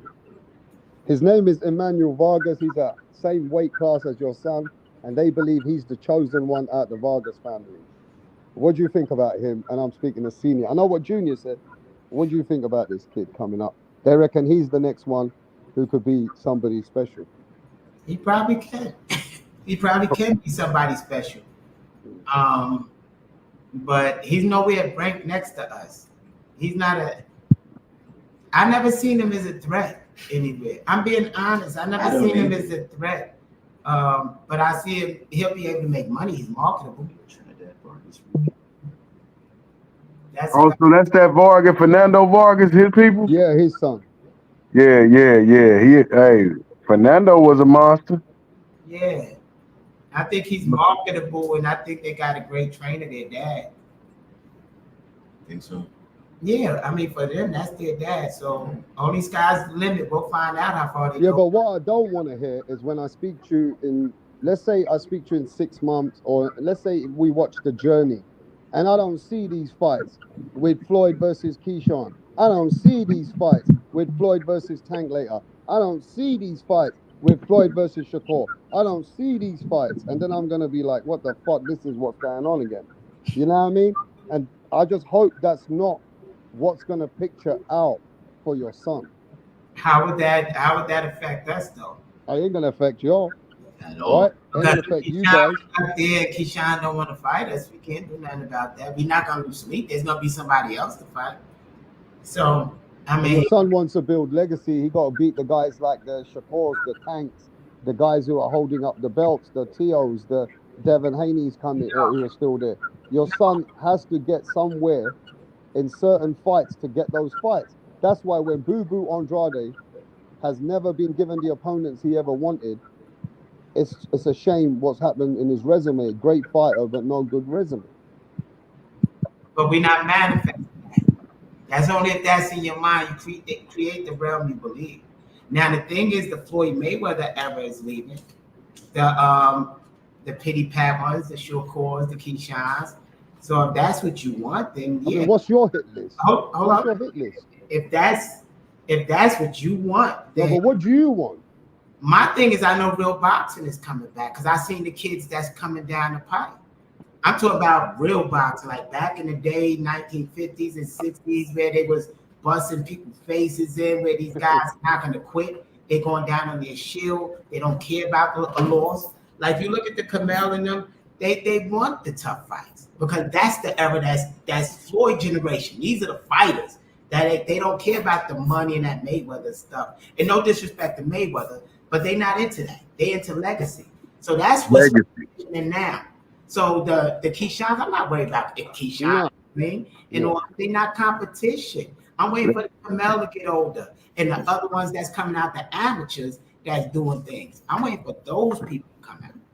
Hey, Rap Star, let me ask him a question, man. Hey, Kid Austin, you being so young and all, how far back on the film do your pops take you in this boxing game? Like, what's the like? How far y'all go back in that boxing game? You know, that's a crazy question because every day he'd be like, Floyd studying classic fights, Floyd. I'm like, bro. Since he was a little kid, like his favorite fighters is Willie Pep, Sugar Ray Robinson. Willie Pep. Yeah, Willie Pep, Sugar Ray Robinson. This guy's name, his name is hard to mention, but he's from Argentina. He had like one of the greatest defenses too. Willie Pep had the best foot movement. He went around without even throwing a punch. Marvin Hagler too, though. Yeah, so you know. Nah. You seen Hagler get beat. Now Ray beat him. You seen Ray took that crown from him, made him retire. I always say that. I feel like Ray won that fight. Ray won. Oh, you gave that to Mark? Oh, No. you give it to Ray? I give it to Ray. Yeah. Yep. And he left the country and became a movie star. You know, my dad said the same. He said, I can't believe he retired and decided After to that one become loss. an actor. You knew. Come on, senior. You knew it. He was supposed to knock out Ray Leonard, been on that couch for 3 years. He's supposed to knock him out inside of 8. What you thought was going to happen back then? Who you thought was going to win? Leonard was amazing. I knew Leonard was a carbon copy of a Sugar Ray Robinson, the greatest boxer of all time. So I knew that he was going to do good. Oh. And he had a heart. He had a chin of steel, Leonard, for the most part. So I knew he was going to win. I got some questions that because you said, you know, we're looking at greatness, okay? We're looking at greatness now, like you told us. We're looking at greatness, okay? Let's talk that we're looking at the next Sugar Ray. We're looking at the next Floyd Mayweather. We're looking at the next guy who is gonna create history for the boxing world, right? Or the fans. What is it that he has to do? Like Floyd Mayweather, we know he used to train in the night. He used to run in the night at 3 a.m. He used to run in the morning. He used to train multiple times. The man used to spar many, many rounds. What does it take to be greatness? Can I ask you, what is it in the life of Floyd Mayweather Jr. does he have to do from morning to night to be this guy? No, like to work as hard as that guy I think he's trying to say. No. Yeah. So for Floyd Mayweather, what he did, what is it for greatness that he does in a day? What does he do? Everything. The whole schedule. What's his schedule? Like Tyson used to say, I'm running at 4 a.m. while the other guy's sleeping. He's been training 3 times a day since he was 9. 3 times a day, damn. And is eating. He trains 3 times a day, every day. Yeah. And no, he gets 2 days off a week. He have a dietitian, been had a dietitian for years. He have some really good scientists that work with him and professionals. If y'all was on the phone, I'll show y'all the schedule right there. I wake up. You can't give your schedule. We don't want people on our playing field. They're not gonna know that. Nah. Oh, look at that, man. Senior don't even want to tell us the secret. He doing right. He doing right, man. Moving silent. You know we're moving silent. Look. Come on. You know these people ain't normal. They're training 3 times a day. That's just a look. That's how many hours do you think? But he ain't trying to give out no advantages. I know, look. But we know many people's a resume, bro. I've been in the gym. I know why people train. If he's doing 3 times a day, he's giving up hours and hours every day, right? There's a secret to their source, obviously. But I've had Rachel Donaire here, Nanito Donaire here. I've had Abel Sanchez here. Everybody's giving me methods, right? I'm asking that, like, look, Nanito told me running too much ain't the secret. When you run less and you do impact fast running, I don't need to do road running as much as other people. That was my secret. I used to do more impact running, like, 100 meters, 200 meters, constantly pushing fast running and not long distance. And that kind of made us think, that's a bit weird. So that's why I asked you, is there some things that you do are different? Everything. What do you mean everything? Give us an example. I just feel like everything, like the hypnotizer. Most people don't do that. Yeah, I know fighters that have had that's part of training, like the recovery. Yeah, that's a sports psychologist. Not a lot of fighters focus a lot on their recovery. That's true. A lot of fighters eat meat, and meat is toxic in the body, cause cancer cells to slow them down and make them sluggish. So it's like a lot, everything, like the whole lifestyle. You gotta live boxing. It's not a sport. It's combat. It's not. It's everything is different. The way he got to study boxing every day, watching the classic fights, to working out your hands and your neck and vulnerable parts. I mean, it's a lot. So yeah. Okay, so basically your body goes through different waves and lengths, basically, right? You know how much you can push, you know when to take it down and when to bring it up. It's basically you got a different threshold. He been doing it since 9. I mean, strength training since 9. Like So- we had a fighter over here said His to me, body got used to certain things, so he could last longer than other "What people. about the sparring though? Does he do multiple rounds of sparring?" We do about 20 rounds of sparring with 3 different partners. We send them in simultaneously so you don't get tired. You asked Bernard Hopkins that too. We let 2 people get around, then send another 2, then send another 2, and keep them going 20 rounds. Just walk, bang out in there. We go, What is that? How you guys are rocking? Man, what? I'll come back to the corner. I'll be like, That's- yo, Dad, I'm tired. He like, no, you got to do another round. that's how it's war. Hey, bro. Oh, my God. That's It's- the only. Hey, so who y'all got in that fight? James Toney versus Bernard Hopkins at 160. They fighting? Nah, he's talking I'm talking about. about back in the day. You know, they never fought each other. Oh, I got to go be hot, you know, because, you know, he's one of my promoters. But, yeah. Yeah, you gotta go. You say B Hopper go beat Tony from Flint? Man, come on, No, man. no, hear me out, hear me out. He said, I gotta go behind. No, That's my promoter. if he was, I'm gonna speak if he wasn't my promoter. No, yeah. speak like if he was Nah. promoter. No, because I got a reason. Young James Toney would be young Bernard because young Bernard didn't have a lot of experience. That's true. But older Bernard would have beat the older James because Discipline. you know, the discipline, the and lifestyle. yeah. I got you. It is, brother. So Hey, who's your best 3 fighters, kid? Huh? At all time. Yeah, All best- time. all Best 3 time. fighters. All time. Willie Pep, Sugar Ray Robinson. You can't give me 3, brother. That's disrespectful. No, I know. Okay, give me 5 at least. Give me 5. All right. I want to hear that. Willie term. Pep, Sugar Ray Robinson, Marvin Hagler. Hagler. Hold on. He loves Hagler, bro. He on. loves Hagler. I'm not a big fan of Henry. That's your guy. Him But y'all. I go Marvin Hagler. What was that? That was 3. Yeah. Y'all 3 on the No, he said 5. Number 4, I'll go Roberto Duran. Wow. I like fighting. I ain't into the. Yeah.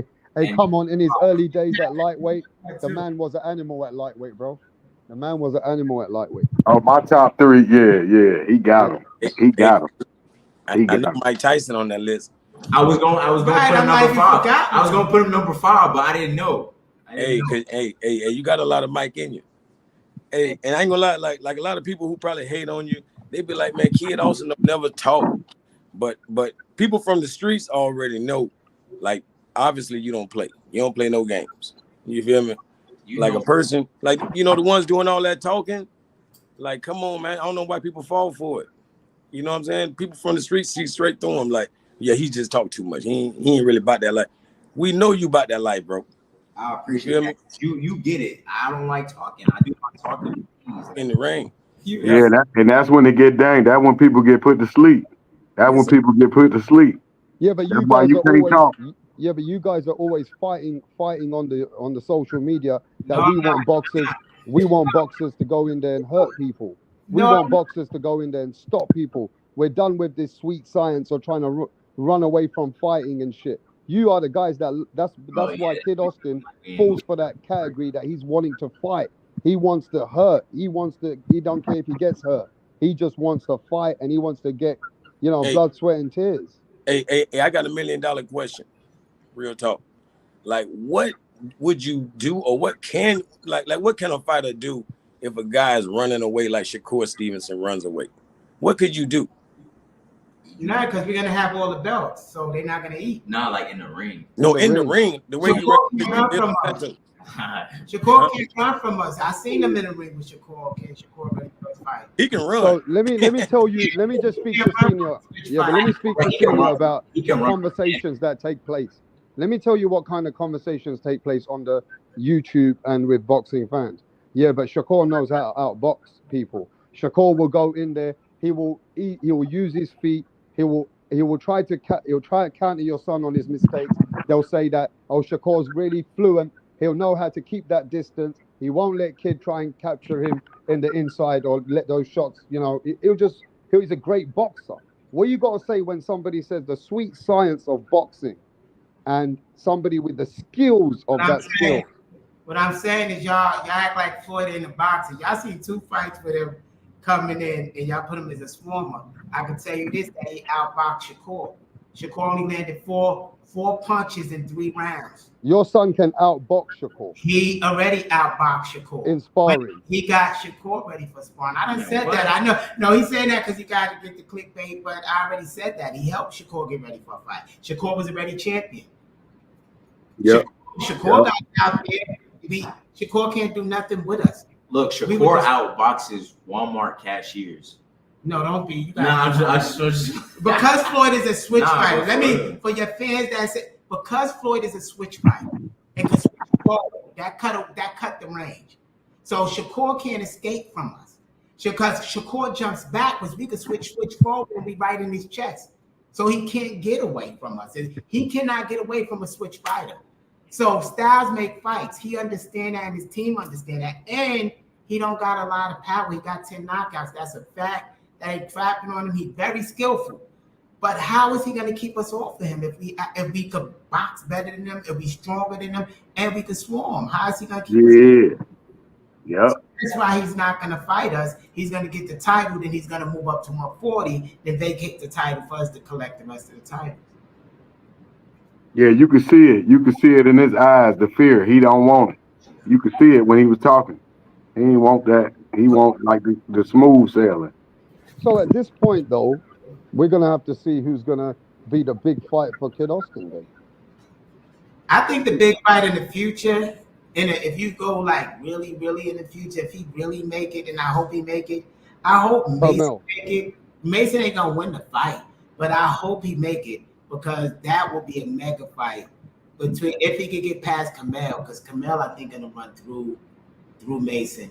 Yeah. so you guys are Low got on the respect beat. Oh, for Little Kamel then. Because I watched all of them grow up, but Kamel ain't a threat for us. But I watched all of them grow up, and I know Kamel will walk through Keyshawn, and I know he'll. I believe once he gets seasoned, he'll walk through Shakur too, and Floyd he'll walk. Mayweather ain't stupid. He ain't picked him for no That's reason. like all of them. Floyd ain't picked him for no reason. He Yeah. knows something like you do. No, I'm telling you, I watched all these kids since the amateurs since Floyd was 8. So it ain't none of these guys could do none of that. I didn't watch them. I know their flaws. I know how they move. I've been to 300 fights and more. 300 that my son competed in. So I seen them. Now, do Hey. you mind me asking? We got about 40 people left over here, all over the world. Do you mind me asking who they think is the, as fans, you know how the fans are. They're not you. They can only analyze from what they're watching. Who they think is the top guy who can against your son? Yeah. All right. All right, guys. Who do you think is the guy against Kid Austin? Which fighter you think you want to watch against Kid Austin? Let's see what the public want. Right? I want What- to. That's what they want. I want to tell you. Yeah, I want to see what the public want. Yeah. What fight would you guys want to see? Give me even 2-3 fights versus Kid Austin. I want to see Kid Austin and Kambosos. That's a good fight. Who? Oh, Cam- I want to see George Kambosos versus your son. What's wrong with that fight? Shakur, I would like Shakur. I would like Tank. Can't boast one. Not in competition. Y'all be mad at us. Man, knock out can we just Kambosos, take a man. minute Get that out? money. All right, Overseas. everybody want to say Shakur, Mason, Yeah. Kambosos moving up, Kambosos. This is what the fans want to watch right now if they could get the opportunity to watch the next couple of fights. They want to see Rolly Romero or Isaac Cruz. The Oh, one that all of them have in common so far is Shakur. The same one we called out. We called out Shakur and we called out the Tanks. Number 2, we called out the guys that's supposed to be above us. Okay, can I speak about the 4th generation Schofield, the legendary? Please, could you introduce us, the new angel that's in your life? This is my son, Floyd Schofield IV. wow. Congratulations, brother. Congratulations. Hey, how does that feel, though, kid? You the dad now. I'm gonna go lay him back down real quick because yeah. So Hey, now he hey. look. I ain't gonna. Hey, I call him Man Austin. Hey, Yeah, that's good, man. Your son's getting a family at an early age, responsibilities and accountabilities. that Yeah. takes him away from anything out there that in life that's a distraction. Seems like he's really on the path at Yeah, an proud early of him. age. Huh? Yeah, I'm proud of him. Him and his fiance Hey, gonna get married and they started their family, so that's gonna keep him focused. hey, man, I ain't gonna lie. I'm proud of you. Like as a father, man. Like, like you know, no matter what people be saying about different fathers and promoters, I love all y'all. I'm talking about Hell yeah. LeVar Ball, Floyd Schofield Sr., Devin Haney, Bill Haney. You know what I mean? Floyd Mayweather Sr., Yeah.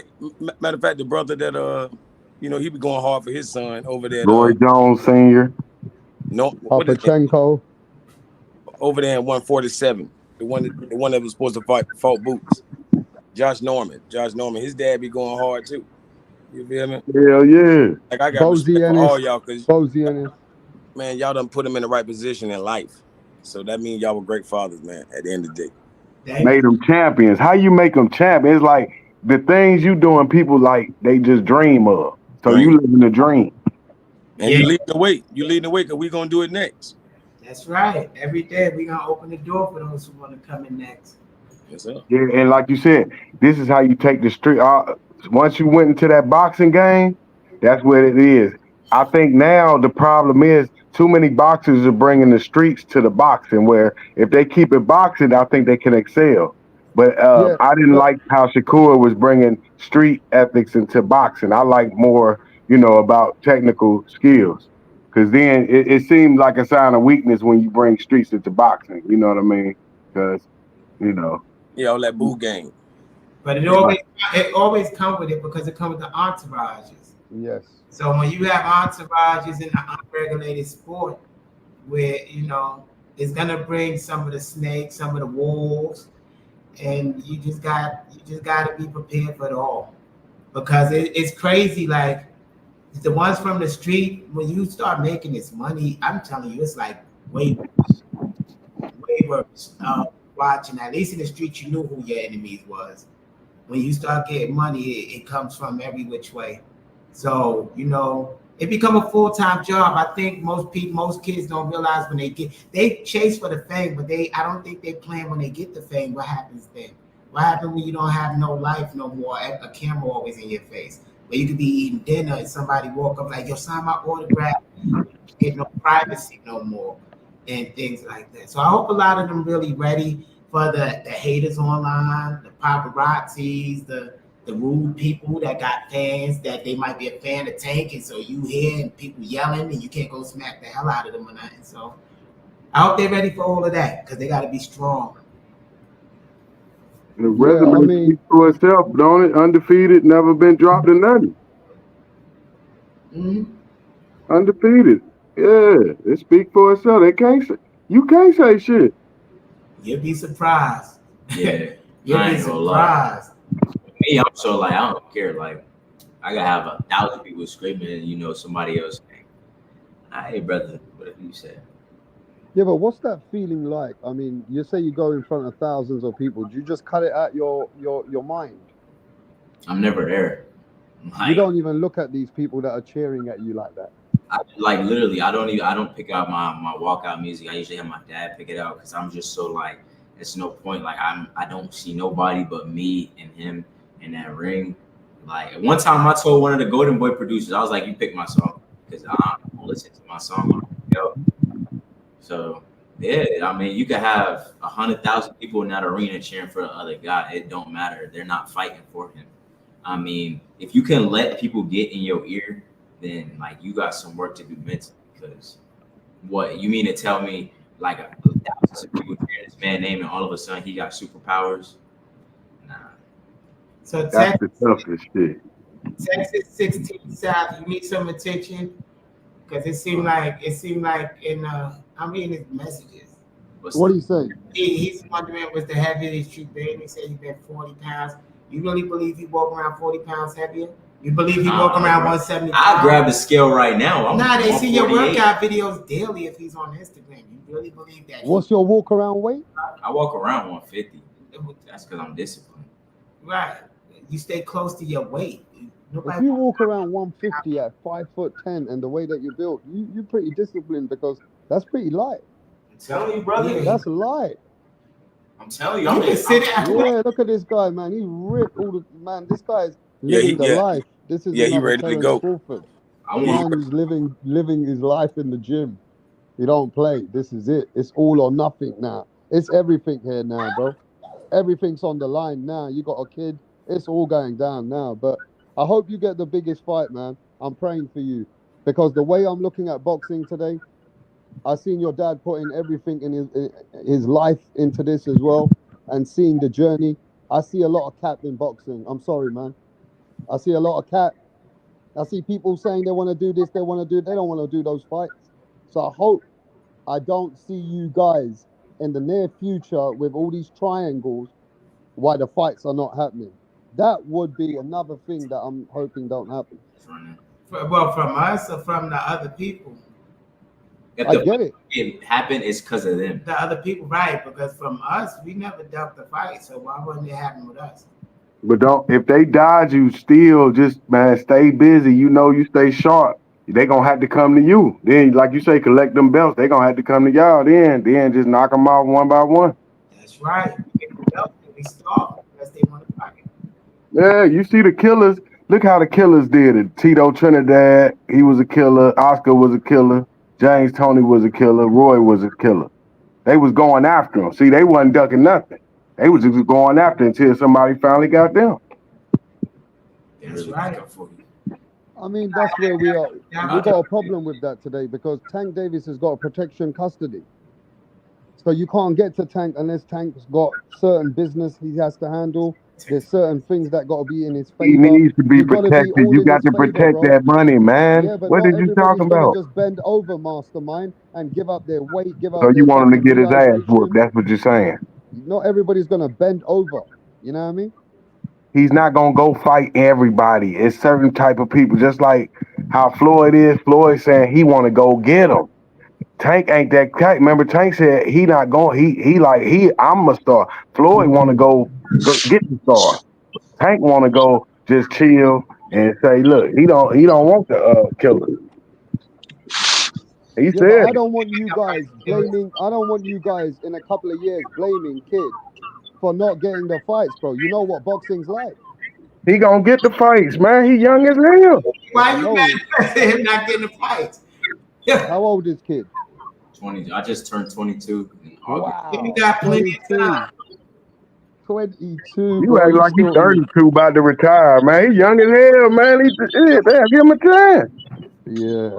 No, but I don't like the way that senior keeps telling me, he's gonna move up and he's gonna move up, and I don't want to hear all that, bro. But it's Like the senior truth. saying, look, Kid's dad saying that Shakur's gonna move up, as he's telling you. He's telling you Tank's gonna move up, so those big fights ain't gonna be there now, as Tank you said know. that. Tank Huh? said that. Yeah, Tank You didn't say that Shakur's gonna move up. Tank coach said Tank is moving up. And Yeah, but you also said that Tank will move up and give up his belt rather than fighting your son. You said that outside. let me ask you something. What did I tell you 3 years ago that came true? Let's count those. Because I'm not gonna go through some stuff because your mind, because you were going the same thing 3 years ago. When I told you that stuff, but it came true, right? Mm-hmm. I'm not gonna debate this. I'm telling you what Shakur gonna do. And Tank, and I also told you what Tank gonna do. His coach said what he's gonna do. What you want me to say? If they don't want to fight for it, and they're gonna get a belt and go to 140, what do you want me to do? Well, this is what happens. Then you get hundreds of fans like us, which will go on Tank social media, Shakur's, and just slander him if that's what we see. So I see that all the time because we got 300,000 followers. So we see the couple of comments, the Tank bots and all that. You click it and it ain't even a real account. We've seen that all the time too. But we got 300,000 followers too. And we got loyal followers. We got enough to fill out any arena. So don't care what they say. And you know, they keep comparing your son with the Keyshawn's and that, but your son's ahead of those guys. Your Yes. son's waiting for a world title. Your son's right there for the world title. So I don't know why they're trying to make him go backwards and even fight this Mason and that. Your son's meant to look at the Tanks, the Shakurs, the Haneys. These are the guys that we're looking at. We the mandatory for Tank. We're mandatory for Tank. So Right. we call him because it's our right. We worked all the way up here. We mandatory. And Tank said, you know what? I'm dropping the belt. You can keep the belt. I'm going to 140. What you want me to say? Look out, senior. Senior, this is Texas 16 South from the comments, man. I pulled up to bring some clarity. I had two questions. What I asked was, what was the heaviest Kid ATX has ever been? And then my second question was, what does he say in the most extreme cases that the fighters lose to get an advantage? I was saying that they lose 40 pounds. Other fighters lose 40 pounds to gain an advantage at that weight mark. I wasn't saying Kid ATX weighs 40 pounds above the weight mark. So there was two questions there. How heavy has Kid ATX ever been? And then what does he say in the most extreme cases? How much do the fighters lose to hit that weight mark? I say I can't speak on other fighters, but I seen from like people I know, probably like 25 pounds. But Devin did more. He away for the cheat. So. But they the only one. But I say the most I've been was probably like 15 pounds. No, like as far as like weight, like 150. I'm talking about you. Give me a total. Give me a bottom line. Don't say above the mark. 168, 170. Cause see, you being 22 though. Cause see, you being 22. Once you hit 25, it'll be much greater than that. So I'm trying to take your current heaviest weight and then add 3 years to it. You know what I'm saying? That's all I'm trying to do. So what's the heaviest have you been? It's tricky. The heaviest he been, like he said, it's only 15 pounds heavier than his fight. 54. So 150 right now. Always 155? So about 155? When I was on discipline. Wait, hold up. The heaviest, he walk around 150. I don't know what heavier you want him to go to. That's what he walk around at. That he's always been about 15 pounds away from whatever fight weight he fought, even since the amateurs. He's a third generation boxer, so he was born already with a regiment.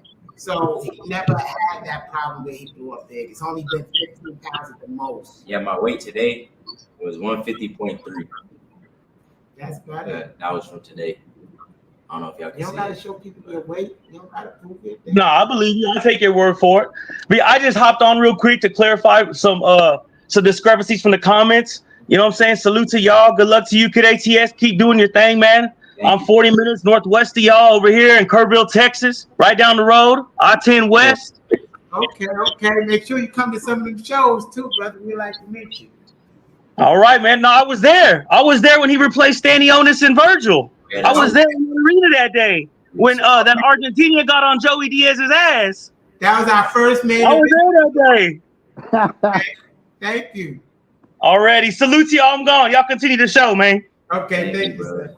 That was a good one. Hey, come on, man. Rapstar got fans for Kid Austin all over the world. You know what I mean? Hey, kid's growing on people, but he's very, I'm going to keep it real. Kid's very quiet, bro. It is what it is. Keyshawn giving that rah is giving him some noise. I'll tell you what it is, right? Kid's not that personality. He's not on that. And other fighters are claiming that they're this and they're that. So you got a lot of the casual fans like, man, this guy can do that and this guy can do this. For my personal satisfaction now where boxing is, I hope Keyshawn do something with that rah soon. Yeah. Because he needs to make noise and do something in his own weight now as well. So if he do something, I do want to see your son either shut him up or let's see what his rah-rah's about. Oh, I got a lot of people. Keyshawn got to worry about Teofimo right now. Yeah, but Teofimo's at 140. Teofimo's at 140. And Teofimo's looking at big fights. And Keyshawn's not done nothing to get Teofimo fight. But Keyshawn going up to 140. He ain't going up. He's saying that he's still at 135. Man, Keyshawn gonna run up to 140. He gonna go up or down? He gonna be like, oh my God, Bob, I gotta go to 40. He going to 40 or he going Your son just made an impression of Keyshawn. That's great, bro. Hey, yo, look, man, my thing is this. A lot of people are retaliating. They're saying they're about it. They got to defend their name. Now we're going to see who's the real cat. I got to be honest. I know your dad gets a little bit pissed with people when they try to compare you or try to say, well, this guy, at the end of the day, that's just boxing for you. And I know your dad is, and I respect it, that your dad knows what he's got. So he ain't listening to none of this shit, right? I get it. But people are looking at it as that you guys have got an ego or you're antagonizing fans. That's what they're saying. I do I'm just got an letting you ego. know. Yeah, y'all gonna I do learn. got an he ego. I'm a do, Leo. bro. I You got got an a big ego. You got an ego with everything he do. If you tell him he cutting his salad wrong, he gonna get on you. Yeah. But listen, I had a rough road. Yeah. I had a rough road coming from homeless to develop this guy. It wasn't like we had any family, anybody there. So I had to do this myself. So it was the journey that made me like that. So I don't have to hear anybody. I love hearing it, but I love telling the truth and giving the facts. And if people don't want to take it, then it becomes frustrating because now they want me to debate because they don't believe. So no, that's the part that frustrates. Yeah, I respect that because where your journey has been, they haven't been there. Right. And Hey. right now, only you know what it's took for you to be where you are. And for the people that always say like I'm quiet, like I don't talk, that's just like how I always was. I never was really a talker. Like the only person I really communicated to was my dad. But if you put me in a room full of people, I'm not gonna talk. I mean, He let you know them. He be talking in the interview.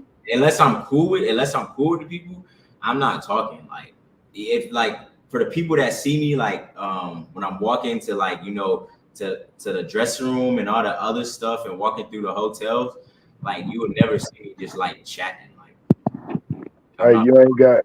Listen, man. You got to look. You young. They might be ducking, but look. Remember Rigondeaux? He the most feared man in boxing. Remember, but he was older. he was. You remember Rigondeaux? Yeah, I remember. He was older, but you young, so they gonna have to come to you. They could weigh him out. They knew he was about to be 40, or he might have already been 40. You 22, so they gotta look at you. Ain't nowhere to go. They can duck you for a year, but shit, you can't duck 2-3 years. Yeah, but to be sorry, I wanted to say this to Kid as well. To be fair with you, Kid, you got to remember this. Your dad is going to get it in the sport because he's in a sport where it's mano versus mano. This boxing's different. It's a fight game, bro. I love it though. People are going to say something to your dad, but no matter what people say about your dad, there's only one dad. Your dad is different. What he's going to do for you, no motherfucking other person in the world would ever do for you. So that's why your dad's going to have that against people. But I have seen people say, man, his dad's too much. Oh, bro, his dad's going on in heavy. But your dad is somebody that will ride and die for you. None of the else will. Yeah, I agree. And I love when my dad, you know, he do all that talking because it's like, yes, like. But yeah, but he's getting it back now as well, though. Like, people are like, yo, man, who's this guy? Like, you know? The only time y'all see me argue when people attack us, even from the Bill Haney, I don't start with nobody. Everybody that know me know I don't. Or they don't know his tone. Like they always think like he's being aggressive. Now, hey, I'm gonna be honest, man. Hey, your pops can smell bullshit a mile away. Oh yeah. Right. Yeah, that's the thing. Your pops knows who's fake. Like I ain't know he was disconscious. I ain't gonna lie. Like I can see he got God consciousness. You feel me? Like man, your pops smell that shit a million miles away. Yeah. Yo. But he gotta get ready to go to bed, y'all. We gotta get up and run 5:30. Thank you, man. God bless you guys, man. It's been an amazing live. We really appreciate you, Pops, Senior. I really appreciate your time, Kid. You guys have been amazing, man. Thank you. Thank you guys. Thank you everyone in the chat. The Boxing Kangaroo. And you wait till you have that big fight. We know where the journey began. We know it's coming. Your dad has put you up on that pedestal, bro. Now we got to see. We're ready. Can't wait. We can't wait as well. Thank you. God bless you guys, man. You too. All right. What a great live, D Calico. You know what I mean? Amazing. What a great live over there. At the end of the day, look, he's a nice kid, man. And he wants to fight. And I really can't critique this kid, man. He's not one of them who goes on the camera. He don't talk shit. He just wants a fight, bro. So let's see if Kid Austin, Floyd Schofield Jr. gets the fight of his life. Let's see if we see any greatness in that time that comes. Let's see if that fight comes for Kid Austin one day, right? Yes, sir. Yes, sir. Because the journey has to go somewhere, and he's only 22 years old. Hey, man. Hey, for one, we already know Tank ain't gonna be here long. Like, I need a new Terminator. You feel me?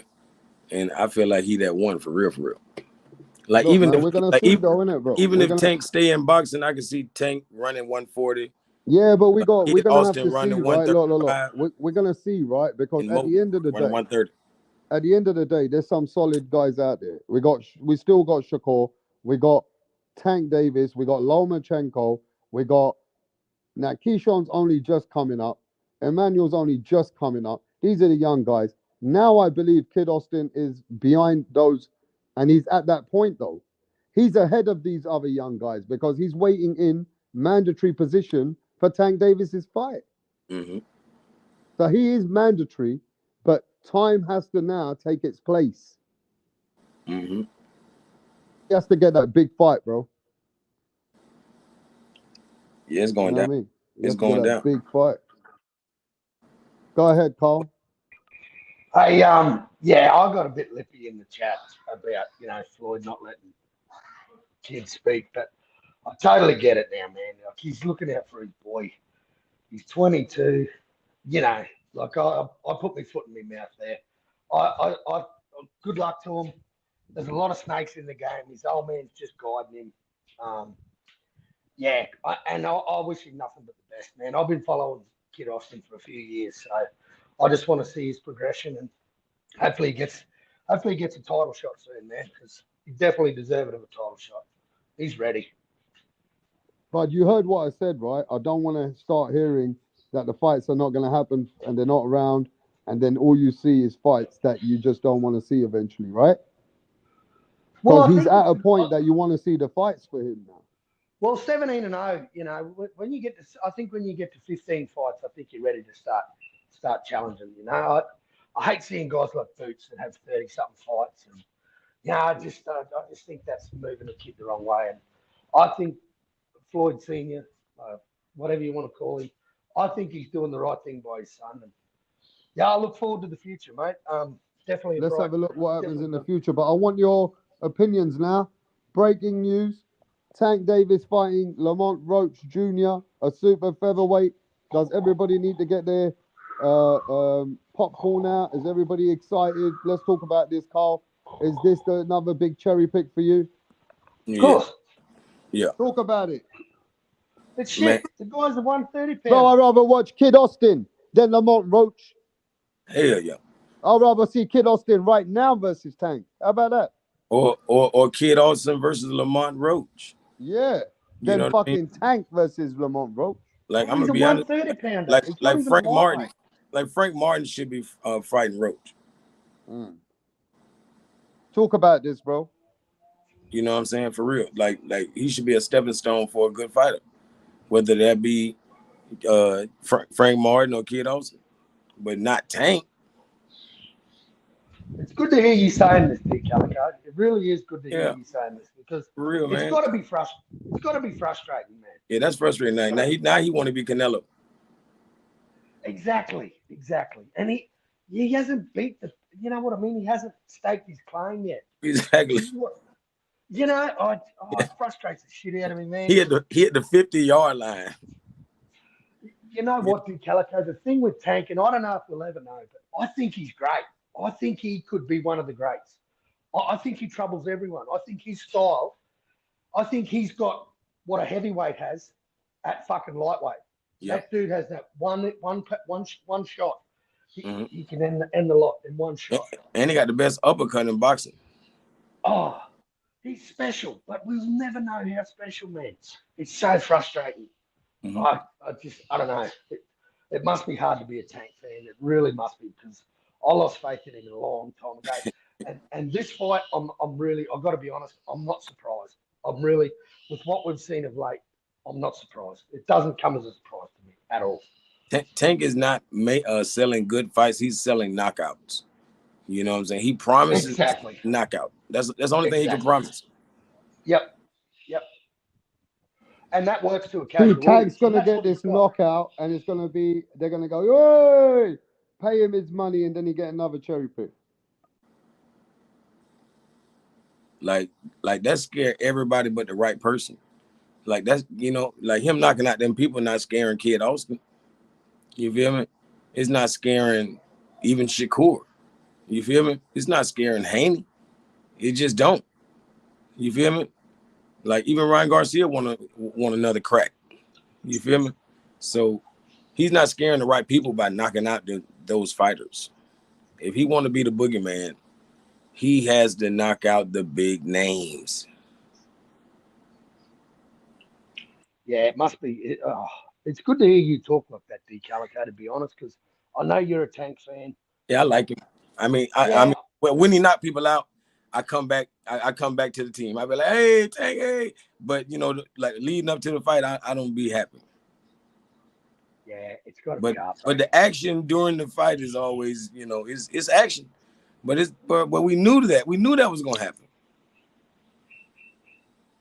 Yeah, I'm not surprised. I'm not surprised with the fight. I mean, It this makes one is just Tank Davis is just protecting his brand, protecting his money, so that he can just keep picking easy fights, bro. That's all he's doing. This fucking super featherweight shouldn't be in the ring with him, bro. What the fuck is he doing? A Hector Luis Garcia? And like what happened when the last guy came up in weight? He said he nearly got blinded. He said, Papa, I don't know what he was talking about. The man couldn't even fucking talk. He got blinded with one punch. Look, he got fucking blinded. Why the fuck are they keep pulling out these small guys for Tank Davis to keep playing these games, bro? Hey, the only way this fight makes sense if it's a tune-up for Monster Inoue. That's the only way. Other than that, it's not really respectable. It's not really respectable. It's terrible, absolutely terrible. But I'm not surprised, motherfuckers. Not surprised one bit. That's Definitely. the face of boxing, yeah? Apparently. I don't know for who. Not for me. Liam Parra is the face of boxing for me. I mean, that seems like the product that they want to sell. They're able to give you this product, which is able to be the value of Tank Davis making these kind of money. So that whatever we're saying, it's irrelevant because Tank Davis can sell this to the mass public. Of course, it's the Tank show. It's the Tank show, bro. It's the knockout show. It don't matter what we say. He's going to come in. He's going to knock this guy out and going to do it again next. In a way, another fighter, yeah. Liam Parra definitely has the upset of the year. Yeah, Liam Parra should have the upset of the year. I love that. I ain't gonna lie to you. All right, let's do our 2024. Let's see if we can help each other do 2024 different fighters of the year in what they achieved. So fighter of the year so far for me is comeback. No, let's do comeback of the year. Comeback fighter is Daniel Dubois. Shit, he's the fighter of the year. Is he the fighter of the year or is he comeback fighter? I mean, you might want to give that to somebody else. Like, who's the runner-up? But he hasn't come back. Like look at that after the loss. He's come back to be the world champion with a resume of Filip Hrgović and fucking AJ back-to-back knockouts. Hey, and Big Baby Miller. Don't forget Big Baby Miller. All right, so everybody's saying Dubois. So let's give Dubois comeback fighter of the fucking. Well, I can't give him comeback because he hasn't had a loss this year. He hasn't had a loss. So then he's just a fighter of the year then. He's a fighter. Yeah, that's not the comeback. That's not the comeback for me. Yeah. Fighter of the year. Like the comeback might be what, Fundora or something. I don't know. Yeah, fighter. Yeah, could be Fundora. That's a good one. Fucking oath. All right, Dubois should be fighter of the year. No matter what. All right, so Dubois gets fighter of the year. Yeah. Hey, go on. Next one is who's the knockout of the year? Go ahead. I'm gonna do this chat live after what you guys tell me. Fuck, it could be Dubois over AJ. Damn, he just stole it. Yeah, he stole it. Tried using his face as another foot. Man, it's the face that he put on the mat. You know what I'm saying? Using his face to stand up with. Anthony Joshua's face on a mat? Whoa. Knockout of the year. Damn. I mean, it's hard to top that one. I'm trying to think. That was a straight KO. That was a straight KO. He didn't get to his feet. That was KO. I mean, before that, it was Tank Davis. You know what I mean? But definitely, Dubois, that was like, That was Anthony Joshua, man. You feel me? Yeah. That He wasn't. walked straight. That was That the. wasn't even a big right hand, bro. That was like a cross, like a Yeah, yeah. that Was a short right hand, right in the pocket, just Yes. counted that right of AJ's beautifully, and just folded him. I think AJ's best moment lasted about 4.7 seconds, and then he went to sleep. That for me is hard to beat in the heavyweight division, the Hey. IBF belt. That's hard to beat, man. Who else? Bacoli?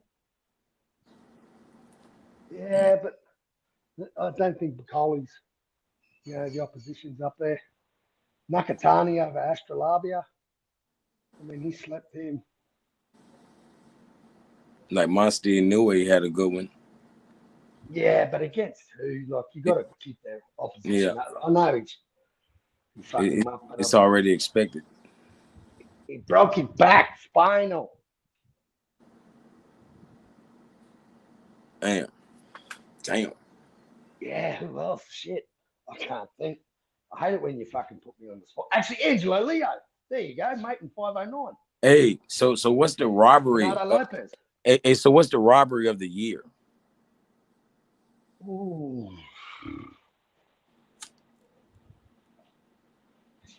Fuck, was Cambosis and Maxie Hughes this year? Or was that last year? That was the beginning of the year, yeah.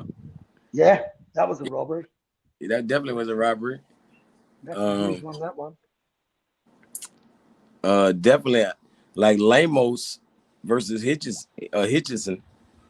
That was like kind of dastardly. Oh, that was close, man. It was close. It was close. Yeah. But you know what I'm saying? But not on the scorecard. It wasn't close. No. Yeah, the judges did that. I had that look close to them, how wide they had that. What else has there been? Robberies.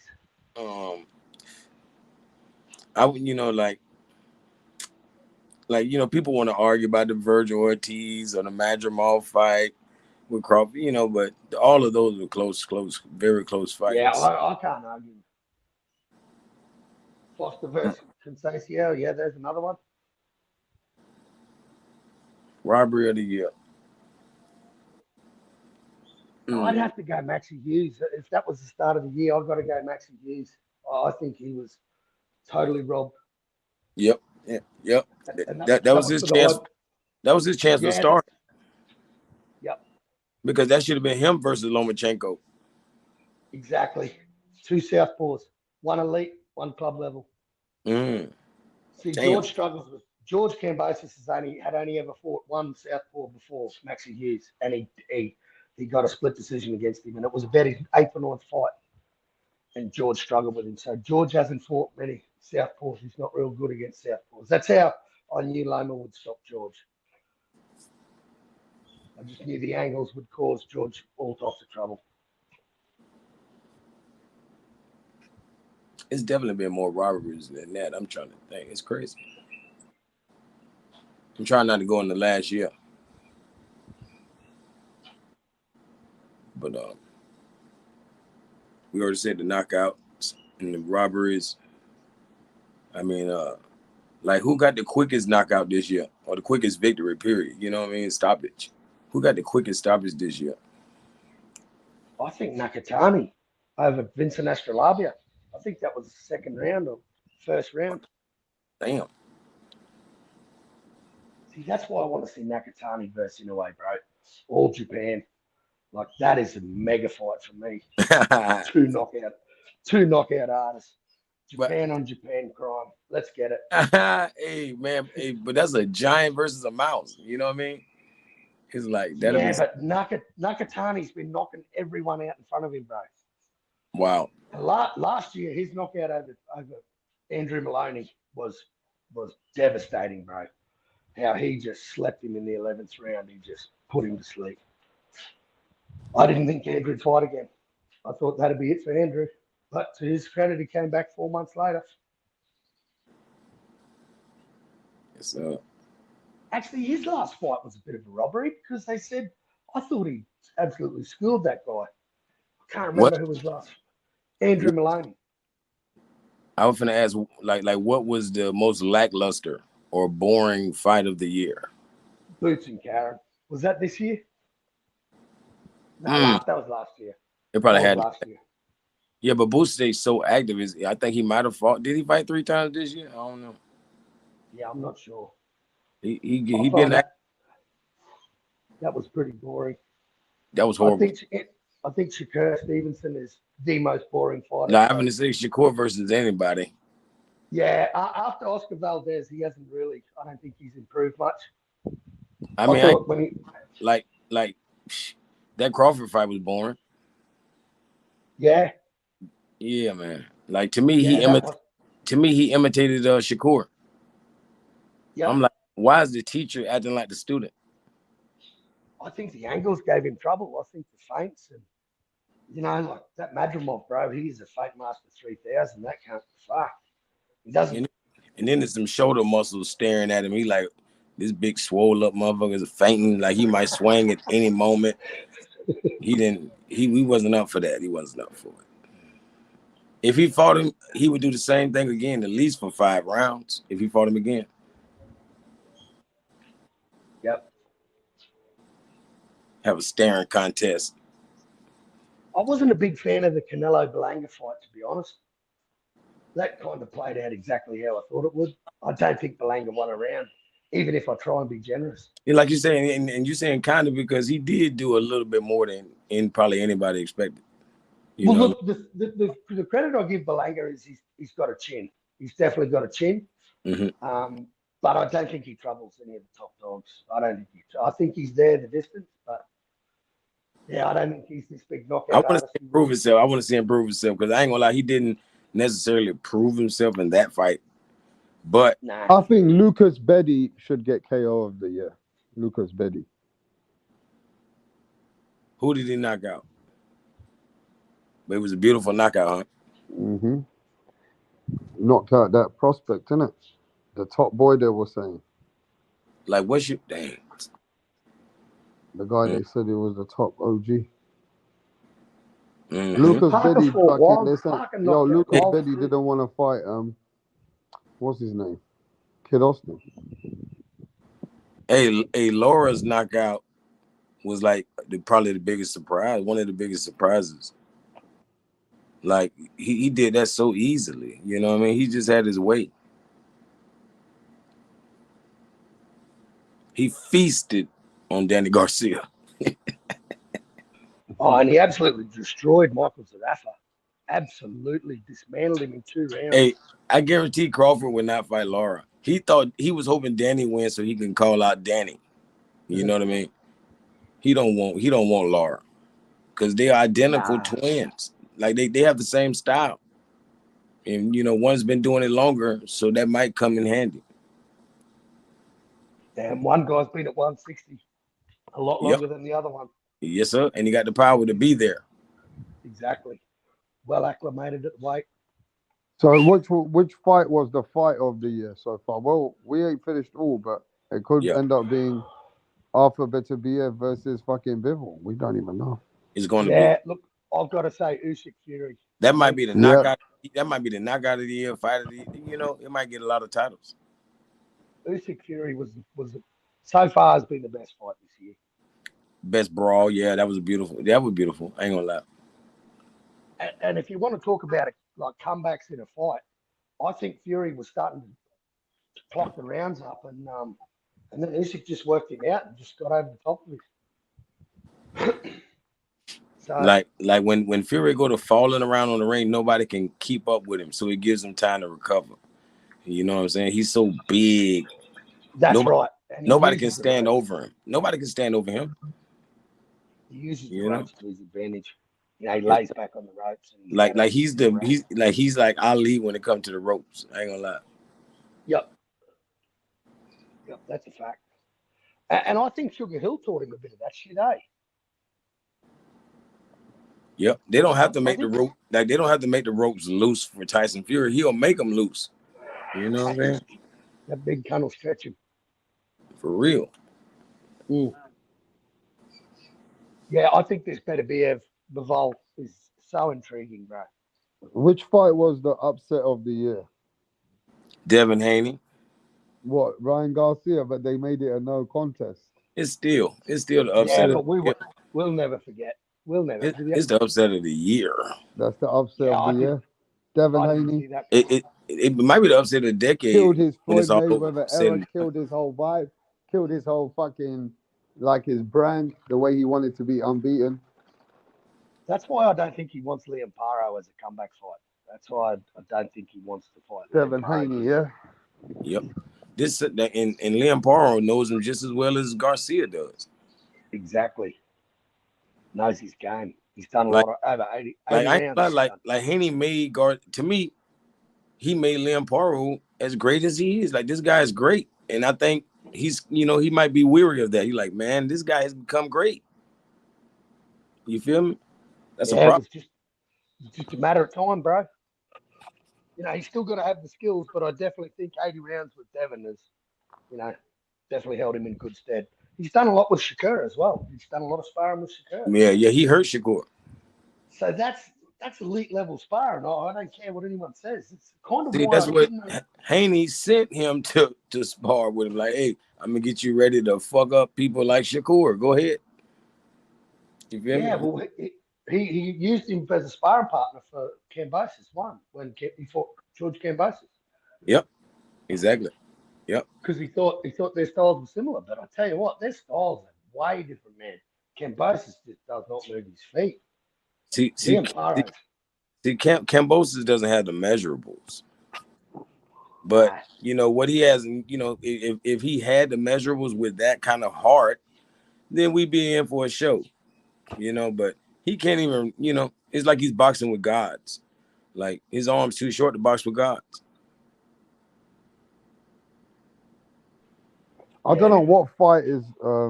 I mean, Liam Paro beating the boogeyman Subriel Matias was a good win and an upset. Oh man, what am I talking about? Yeah, that upset. I Yeah, think, that I upset. think Yeah, that's got to be upset of the year. yeah, that's it. And he went to Puerto Rico, man. You feel me? Thief in the night, like a thief in the night, brother. Damn. Like a thief in the night. Went in and stole everything out from under him, and then brought that shit back to Australia. Come on, man. And that Now, with motherfucker Arthur was partying. Beterbiev and Dimitri Bivol, yeah, the problem I'm having with this fight, I keep going back and forth.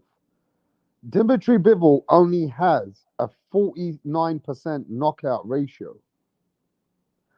Arthur Beterbiev has a 100% knockout ratio.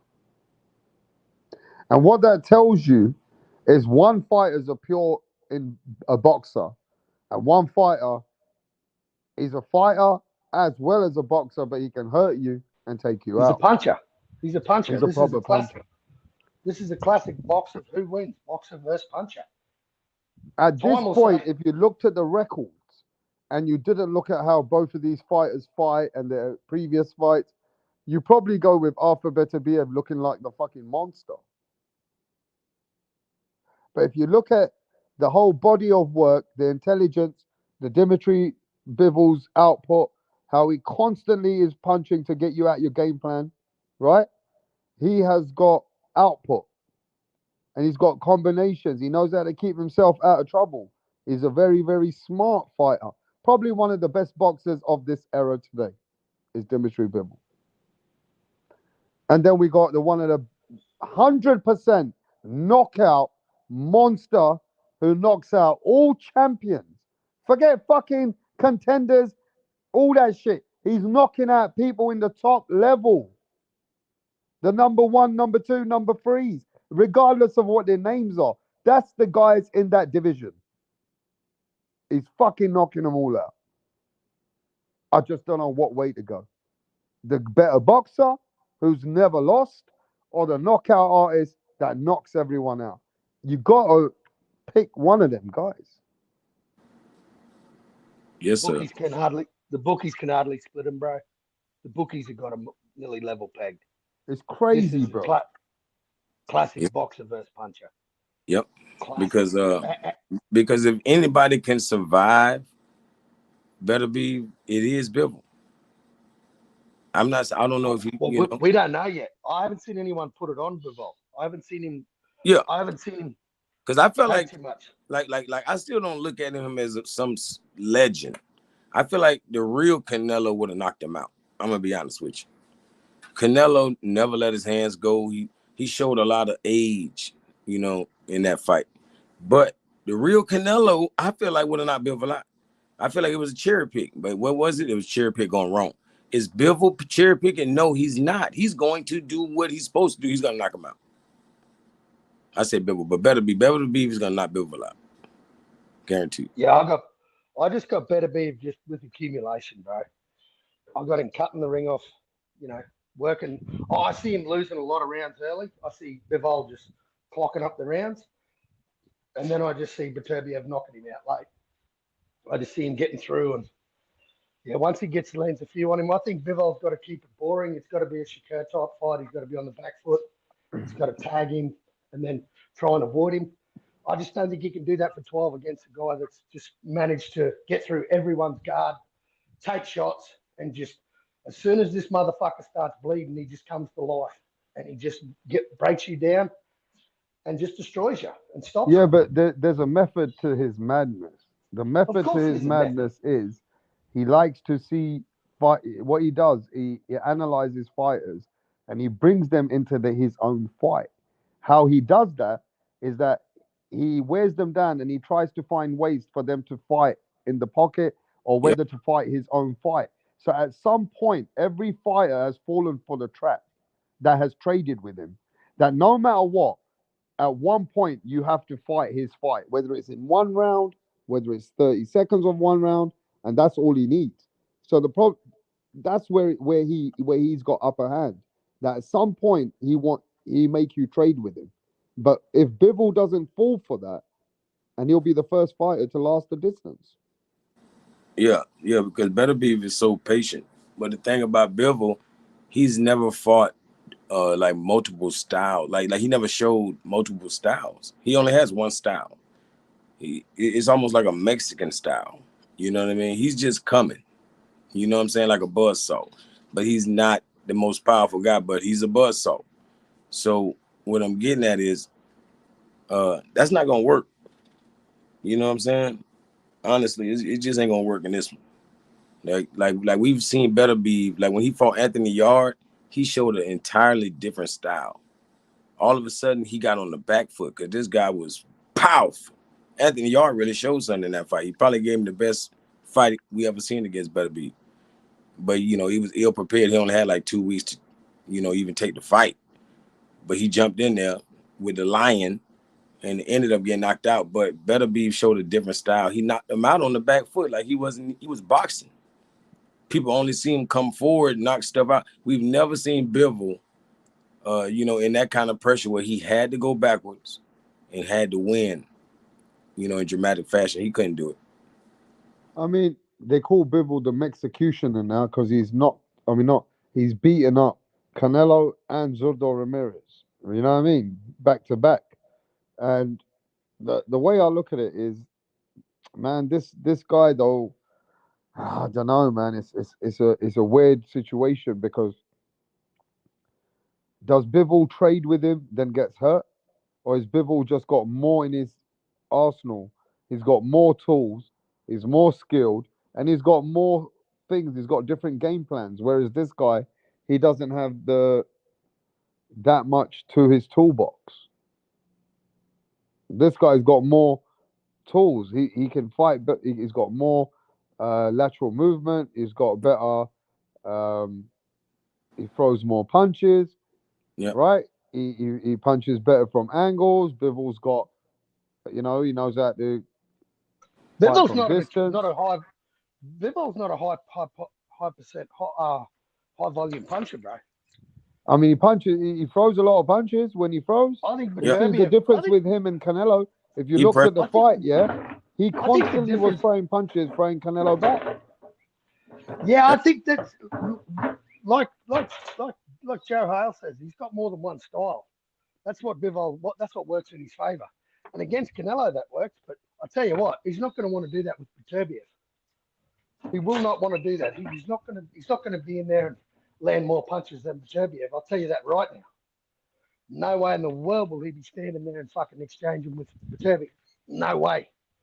No way. He gets knocked out early. He's going to keep this long. He's going to come in. He's got and the Bivol of the past. He loves getting in there and exchanging. He loves letting his hands go. He can't do that against Beterbiev. This is where one thing about Bivol is that his output, he was throwing 3 to 5 punch combinations. Yeah, he's not going to do 5 punch combinations, bro. He's going to Bivol get can countered. throw punches, bro. He's going to get fucking countered, bro. If he does that, he will not do that. I'm telling you. Bivol's going to keep it boring. Okay. Are we going to see the first fighter like Bivol who's going to be able to stand there, be mobile, and trade with him like that? Man, Bivol is programmed. He only fights one way. He's coming, and like my brother said, he's going to bed. It's going to be everything we want to see. You got the audacity to run up on Arthur Beterbiev, you know what I'm saying? Beterbiev, however, you know, like, bro, you in trouble. That's somebody you have to box him.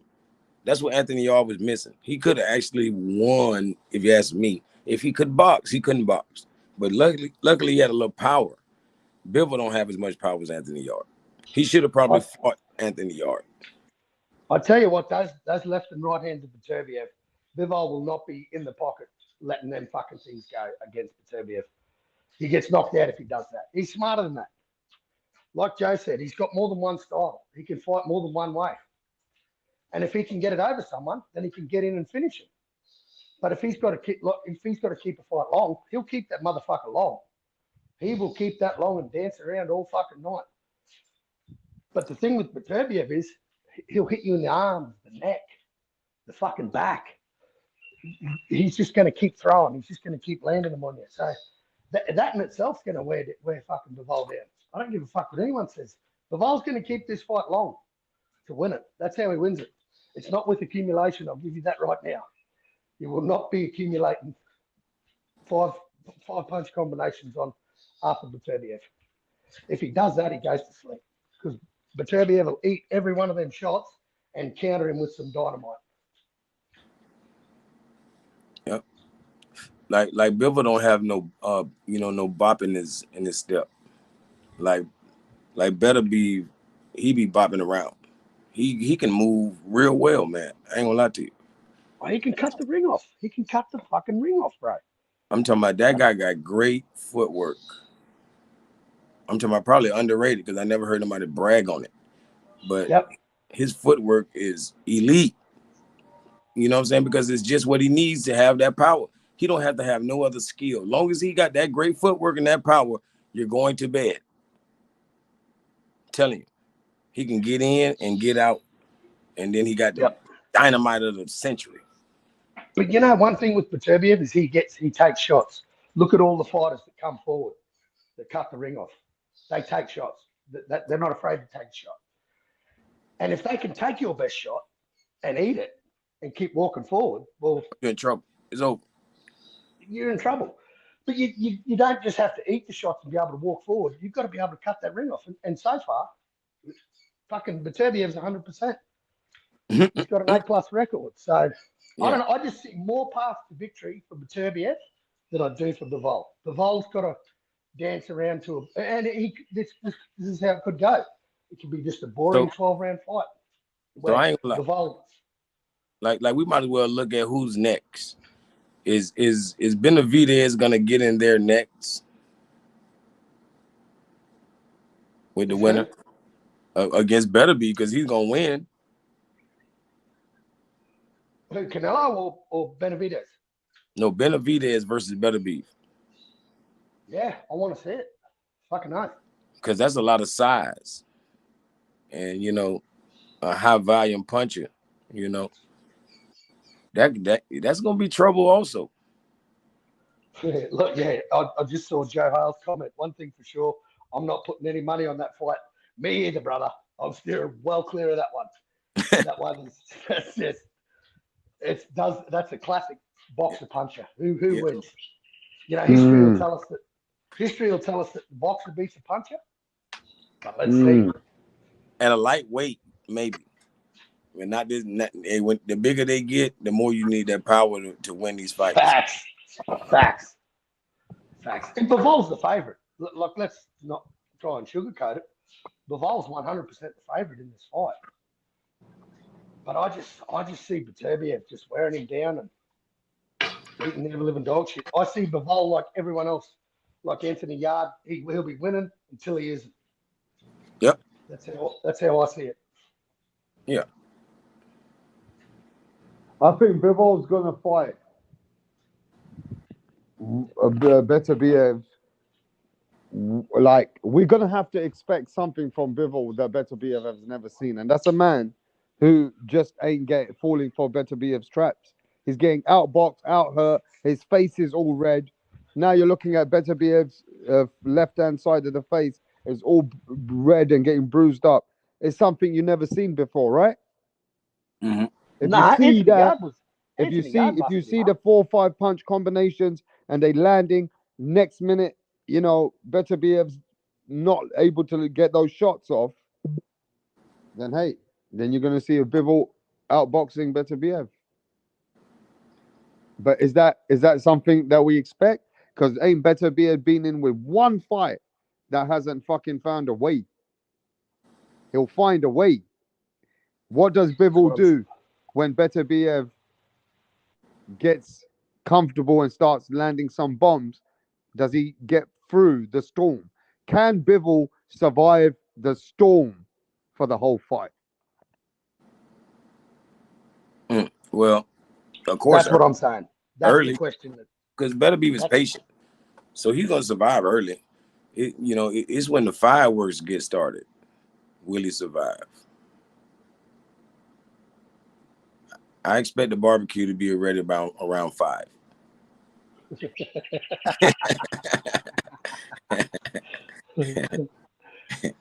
a good fight, man. It is a good fight. It is a great fight. It's intriguing, you know. It was like Fury and Usyk. I think by round 5, Beterbiev won't even respect him. Yeah, I want to see how he goes. Yeah, because Bivol's right now he respects him. He can move, man. But once he see that shit soft as hell, it's over.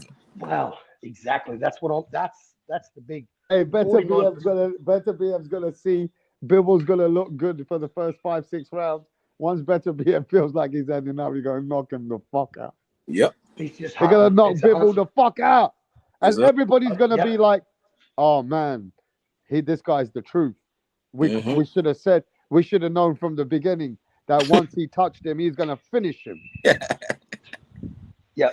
Bivol's finished. He gets watch this. They're gonna come on your channel. I told y'all. Yeah. Like, stop lying. Yeah. Y'all ain't tell us nothing. We gave you the opportunity. Y'all didn't tell us. What happened to Poppy Manteca? Where the fuck is Poppy Manteca? Is he on a milk carton yet? Has anyone seen him? Is he still in Manhattan? Where are they from? I don't even know. Is it Manhattan? Missing persons alert. Boop, boop, boop. Come on, bro. Hey, Rap, this was legendary, though. What was? My interview? Yeah, man, tonight. I mean, look, I've just interviewed somebody that could become one of the greatest. Could be. Could. Man, he's going to be. You never know. Maybe next year, they said they're going to 140. We might be watching a future of Liam Paro and this opponent maybe in 18 months. You never know. Yeah. But we could be watching anything right now that's come on my channel. But this guy, he definitely is ahead of all these other guys coming up. He's the man down after all the champions. And so put some respect on my name, bro. Yeah, he's dangerous. You know what, Rap? You know what I love about the kid, how he's been brought up? Is you look at his resume, bro. He's fought a lot of Mexicans. Been in, obviously, Mexican borders close to Texas, right? So he's been in the trenches with a lot of Mexicans, and I've watched a lot of his fights, bro, and he's not afraid to stand in there and fucking exchange, eh? Mm-hmm. And I went, I like this nails. He's tough as nails. Man, he licking his chops talking about exchanging. He like, what? That kid love, man, all that Keyshawn Johnson jaw jacking. This brother just want to have an exchange with you, and it ain't no talk. You feel me? Nah, Real. Nah, exactly. But you know what? He's further progressed in his career. He's got to start barking at fucking William Zapata and Tank and start getting them fights, man. Start putting this kid in for title shot. I think he's ready. He's ready, man. Definitely. And he's 22 years old and he's a father. He's 22 years old and he's a father. That's amazing. Yes, sir. That's amazing. Yes, sir. Yep. I'm talking about. Hey, we have an alert. We got a breaking alert. Everybody on YouTube. What the fuck happened to Papi Montega and FU Fuck You TV? Both of them have been missing since Berlanga got his ass whooped. Let's go back to boxing. Look, Rap, I heard on the fly, man, that Papi Montega tried to hedge his bets in the middle of the fight, man, because he put 10 racks on Berlanga. And these 10 racks, man, he said, I'll double or nothing with another 2 racks, man, before the fight was over. He's going to knock him out. And Papi Montega is now fertilizer. I love them, Rap. I think they're great for our community. I think it's awesome. They come in, as quick as they come in, they disappear, brother. Hey, Carl, have you now realised if somebody's really cool with you and you try to vouch for another person on this YouTube and that other person becomes a sick maniac or a stupid prick, that you wouldn't vouch for somebody again? Yeah. Yeah, Rap. Nah, After you never told again. me to vouch for that one guy, I'm not speaking too much. You saw that it's not a good thing to do, is it? I don't vouch for anyone, mate. Yep. Thank you. Yep. Hey. I hope you don't mind It that. comes back to bite you in the ass. Back to bite you in the ass. You think you know someone, but you don't. Thank you. Yep. Hey, I ain't gonna lie, it's just like in the workforce. Like if you get somebody a job and this person, quit in a week, they just made you look bad. You know what I'm saying? Exactly. Yeah, you don't never mix business with pleasure, bro. Yep. But yeah, no, I don't vouch for anyone. Rap, fuck that. It's all for one and one for all. So what's the next big thing? This fight here, right? Yeah, and then we got Tim Tszyu. Actually, I think Tim Tszyu and Bakram Murtaziev is the week before this fight. Is this, or it might be the week after? Is this on the 13th? Come to nearly the end of the year.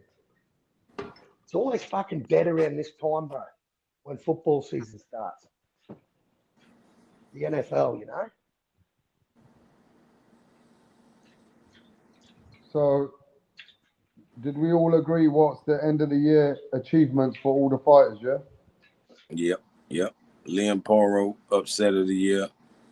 Yep. Daniel Dubois got to be up there. The Kambosos fight was the robbery of the year. Yep. What about the beating of the year? Dubois. That was an absolute beatdown, bro. That was what a game plan. What a game plan. Just get in there and put it on the cunt's chin off the bell. I didn't see it coming. I knew he beat him, but I just didn't see it coming that quick, bro. That was the total devastation. And Rap, I've even spoken to someone from England, bro, who was at the fight, and he said 97% of the crowd was going for AJ. As soon as he got knocked out, they left. They didn't even wait for the fucking ref to put Dubois' hand up, raise his hand. They were marching out of that stadium. Yeah, they were pissed. Gutted. So many people lost money as well. You know what I mean? Now, let me tell you another nomination, which is the worst comeback of the year. The worst comeback of 2024 was Adrian Broner. He got beaten up by Blake Hobbs. Yeah, definitely. Adrian Broner's worst comeback of the year, ladies and gentlemen. And let me tell you another comeback. The comeback that never happened. The worst comeback that never happened. Keith Thurman. Keith Thurman. Worst comeback of the year. I Go was ahead, guys. I was gonna say it was Keith Thurman. Yep. Now, I think Denny Garcia had a pretty ordinary one too. damn. I said, yeah. At He least did. Broner threw hands. Yeah, at least he got back up. Yeah. Garcia's just got to stay retired. Mm-hmm. Damn. that was a well, dismantle. well, Deontay Wilder had a horrible comeback. Yeah, Deontay Wilder's comeback Was very successful. I'm I'm gonna tell you the pity pat fight of the year. The pity pat fight of the year was Andy Ruiz and Big Baby Miller. Wow. That was terrible. That was terrible. I'm telling you, he got the nerve to be talking about Bacoli and all them like pussy. The pussy. You know, man, is you man? I wish you would fight Martin Bacoli. I paid whatever to see that. That was just two guys. That was like a pub fight. They Yeah. just by the end of it, they couldn't lift their fucking arms. Yeah, man. Yeah, the You know, worst it was like comeback. it was like they were throwing shoulders, like touching Lily. Pity Shoulder pat. touching. And he broke. And how did Ruiz break his hand when y'all wasn't doing nothing? You know what I'm saying? Like, come on, man. Might have been. It could have done it when he got up from off his But stool. at least he ain't lay on the ground like Shakur. You feel me? Shoot. Nah. You know, he kept fighting with the hand. Yep. That was sad though. I ain't What lying. else? was the most worst fights of the year?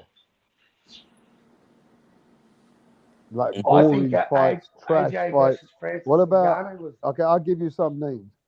Tiafimo versus Jermaine Ortiz, trash. Teofimo versus Steve Claggett. What about Shakur Stevenson versus who was it? The worst fight. I ain't gonna lie, Jerron in his last Shakur's was the worst fight, the boringest fight, they said.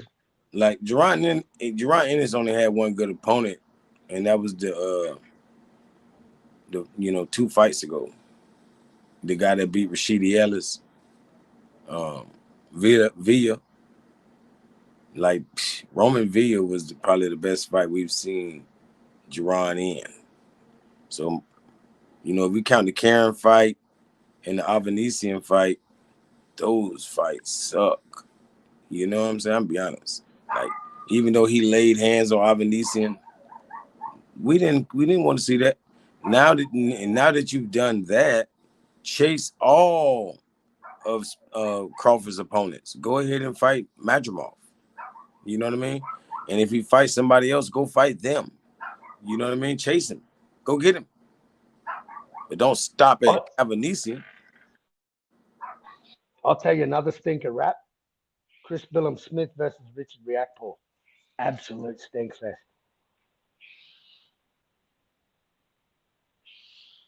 I thought it was built up to be this big knockout spectacular. And that was just two dudes that didn't want to fucking throw hands. Boring. Hey, and I'm talking shit about Boots and Avanesian fight, but it was more entertaining than Crawford and Madrimov. Crawford and Madrimov was boring. People say what they want, but Boychuk and Ortiz. Matter of fact, that's one of the fights of the year right there. Like, that was a great fight. You know what I'm saying? Like, pure action. What round was boring? If you ask that about the Madrimov and Crawford fight, you'd be hard pressed to find a really, Bro, really. people were leaving from Shakur's fight Shakur's. halfway through the left. A lot of people left the fight. Exactly. Rap, do you remember when they had the Formula One in Las Damn, Vegas? that was number one.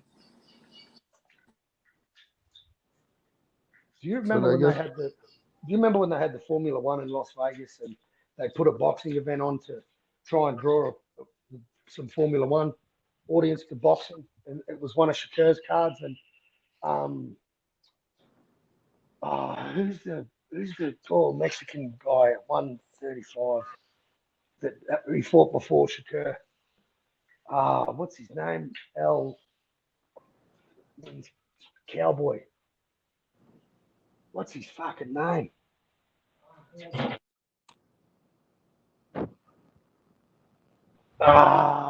Anyway, Shakur had an absolute stinker, and what's his name? I can't think of his name. Emmanuel Navarrete fought, and he had a draw. He got a draw, and that was What? two guys that just stood there and exchanged, bro, and just couldn't knock each other out. Yeah. And then we get the Shakur fight. I think it was De Los Santos or something. And then he just fucking ran, and people walked out, and that was the crowd. That was the crowd that walked out, the Formula One crowd, because that was on a Friday night. If memory serves me correct, that fight was on a Friday night. Hey, man, now that I think about it, man, the fight that has to be made is Boots and Ortiz, Virgil Ortiz. Those two motherfuckers are going to give us all the action we can dream of. Crawford is boring. I ain't gonna lie. Like, he's just boring. Like, the day he lose, he going No, out. but Crawford has given you some fights. When he turns it up, he hurts the fighter. I love him in the championship rounds. Yeah, he hurts the fighter. I'm scared of him in the championship round. That's what make his name even great. He's not great until the championship round. So, you know, it's amazing what he does at those times. But it's not the whole fight. Boots Ennis is trying to do that the whole fight. You feel me? And nobody's really bringing the Mexican style better than Ortiz. I'm not saying, because we know they don't do all that ducking and dodging. They ain't dodging no smoke.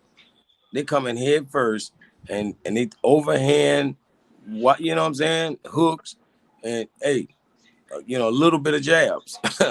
But I mean, let me tell you, in 2024, the fighters that I haven't been impressed with is Teofimo Lopez, Shakur Stevenson.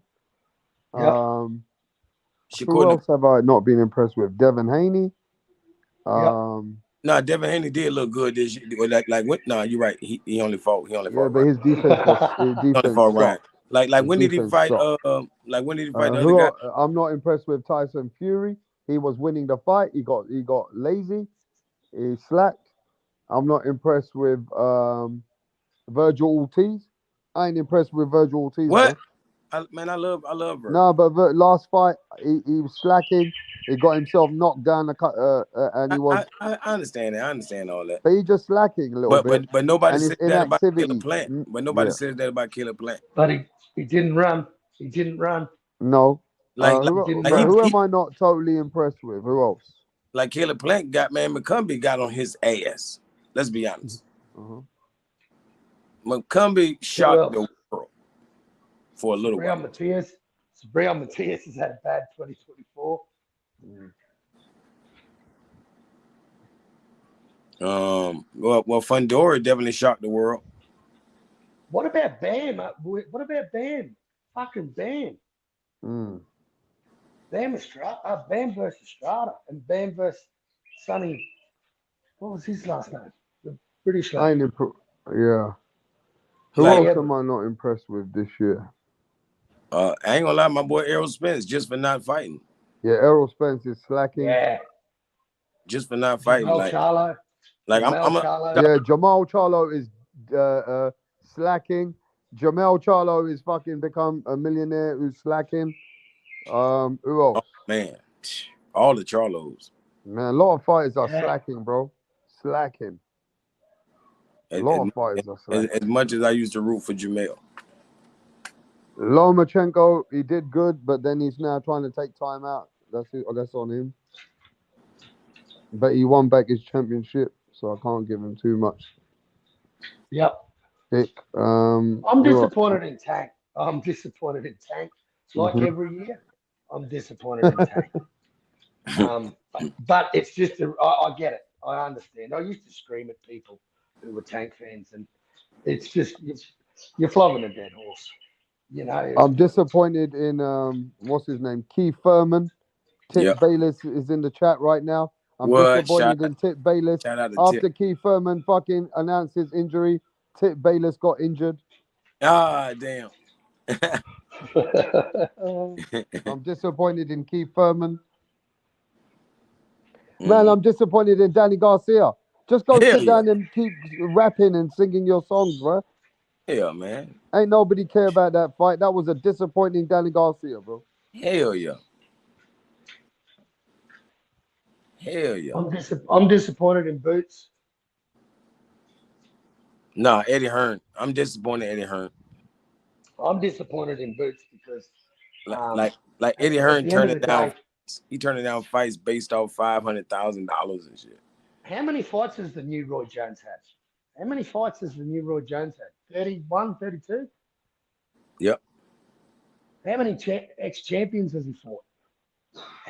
Let alone champions. How Maybe many one. ex-champions? Maybe one. Who Delorme. was that? Delorme. Was he ever a champ? I don't know. Well, I'm disappointed in Boots. I thought this could be a standout year. He could fight for a title. And, you know, he's only an email belt champ. Tip Bayless is behind 2 hours. He's watching the interview. He's still back behind watching the interview to come. Like I'm all for and appreciating the skill level, but like you say, man, I really want to see them go against somebody where they can't be that comfortable. Yeah, I want to see your chin get checked. That's how I can tell if you're a good fighter. I want to see your chin get checked. Yep. That's a good eye test right there. See, that's why I say Virgil and Boots is perfect for each other. Like even if it's a draw. Yep. Because it's gonna be a slugfest. Yeah, it will be. It will be. And I don't know if I just don't think Boots is ready for a Virgil. I think Virgil's a bit more progressed than Boots at this stage. Yeah, he's been to war. Yep. Like he had a couple of easy touches coming back, but you know what? To his credit, he's fought 3 times this year. Uh-huh. Oh, to yeah. Virgil's credit, he only went 1 round with each of them, but you know he. So those are the most of the people, Carl, that we're disappointed in. I'm disappointed that I'm not disappointed in Tim Tszyu, but I feel like that cut fucked him up, man. It fucked up the fight. That was the bloodiest fight of the year. Yeah, bloodiest I think fight that's of the the year. bloodiest fight ever. Yeah. Damn. Now, who I'm impressed with this year, who I'm impressed in 2024, it's crazy, but I'm impressed in certain people that you might not even like. Ryan Garcia. I can't believe I'm calling his name, but he beat up Devin Haney by drinking every day and acting like a freak. I don't know how not to say that he didn't do his job if the fight was not a no contest. So he played the troll and he shook up the game. I like that guy Lemos because I feel like Lemos is gonna give Keyshawn Davis hell. He's gonna give him hell. He's not gonna knock this guy. He's not gonna knock out Lemos. He's not, because Hitchens. I feel like Hitchens hits harder, and he couldn't do it worth a damn. He really lost that fight. Everybody knows. You know what I'm saying? That it was. But you know we got to be impressed with Alexander Usyk pulling out the win against the giant Tyson Fury, bro. He pulled it out. Usyk pulled out the win, bro. Oh, I don't care. He did it. Yeah, he did it. You know what I mean? So now the rematch can come, but as far as now, Usyk is the fucking baddest man on the planet. Yeah, that's the biggest achievement in boxing. Yeah. You know, unifying all those heavyweight belts. So you got to be impressed with that guy. Hasn't been done since Lennox Lewis. Yeah. So Usyk definitely gets a lot of condolences this year, bro. For sure. Yeah, it don't matter what happened. Now, who else we impressed with, Carl? Liam Paro. Proper impressed with him. Yeah, that was an upset of the year. Yeah, Liam Paro, Daniel Dubois. I'm also impressed with Daniel Dubois. He's had a great 2024. I'm impressed with Joseph Parker. Career best form, I believe. We only had one fight. Parker, bro. We only had one fight, and he knew. He beat Zhang and Wilder. He fought Zhang not this year though. Yeah, he did. He's had them 2 under his belt already. No way. Yeah, he did. Look it up. Damn. Yo, I'm impressed with Derek Chisora, the journeyman. Came back and beat the top 10 heavyweight of the world. Oh no, the biggest surprise is Martin Bakole. Mm-hmm. Oh yeah, he beat Big Baby Anderson. Yeah, like that guy is. I think Liam Paro's up there. Liam Paro was a 10.5. No, yeah, 10.5 Liam to Parr 1 was number one. I underdog. ain't gonna lie. But you know, 10.5 to 1 underdog. He fought the boogeyman. No one wanted to fight him. Paro definitely. stepped up and went to his hometown and Yeah, a champion. Yeah, he beat the champ. Yep, and did it Yeah, in his backyard. See, Martin Bakole just came out of nowhere. I'm just giving him some credit. Like, he's an honorable mention. I tell you, D Calico, Liam Paro's title defense is in my hometown. Oh yeah.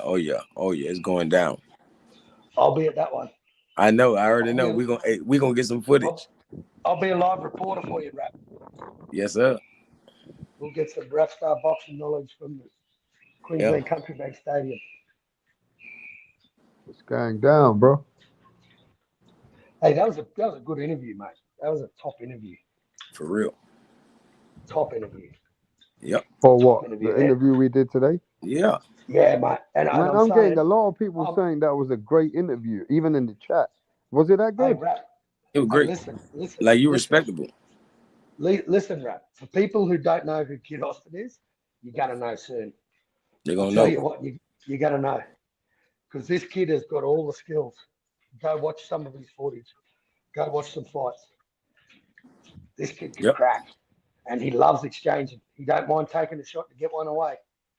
Yep. He can fucking crack. Like people compare him to Sean Porter, but I say he's Sean Porter 2.0 because he's, you know, he got more faculties than Sean Porter had. You know, Sean Porter is like what I'm saying about Bivol. He only had one Kid, style. Yo, but Cole, me and Kid were just having a one-on-one interview before, and he was loving it, wasn't it? Oh yeah, exactly, bro. Loved it. And that was the first time you ever see Kid Austin with a proper host, YouTube host, and it's just one-on-one. His dad then came after, because when it was just me and him, we were just feeling him out, just seeing where he is, how his where his spirits are, seeing what he knows, where he's in the game, and it was just us and the boxer first. Then his dad came after, so that was nice. Yeah, look, I went a bit. I came in a bit late. He was answering a lot of his questions, and I see why now. I see why now. He's looking up. Of course, he's going to look out for his son, but the kid's 22 fucking years of age. A lot of snakes in this industry. A lot of snakes that'll use you for clicks and views. So, man, come on, bro. At least no matter what, this small channel always brings you somebody who comes and puts respect. In rap. Fucking respect, fucking nice rap. Hey, Rap, you the only channel that deal with the executives down to the promoters, to the fighters, to the fathers, to the trainers. You feel me? Like, bro, you don't leave no stone left unturned. And you know what, Rap? You even let us up here on it and have some words. Exactly, bro. Like, he don't even have to do that. He just do that. I appreciate. For real. Because, bro, the first person ever brung up Kid Austin is Rap Star to me. I'm talking about for the last 4 years. I swear he been saying that he gonna get him on the show one day. I'm talking about he been doing the same thing about Benavidez, and of course he done had Benavidez Senior. But I got faith in Rap. Benavidez is gonna be on the channel one day. The father said it himself. You feel me? So I already, it's everything in the making. Sometimes when I do, sometimes it never, you know what I mean? I'll bring you guys something exclusive, but I'm glad you guys enjoyed it. That's what it's all for, man. I'm glad, some of the people said to me, great interview. I don't expect that. But obviously, I'm raw. I just go with the flow, man.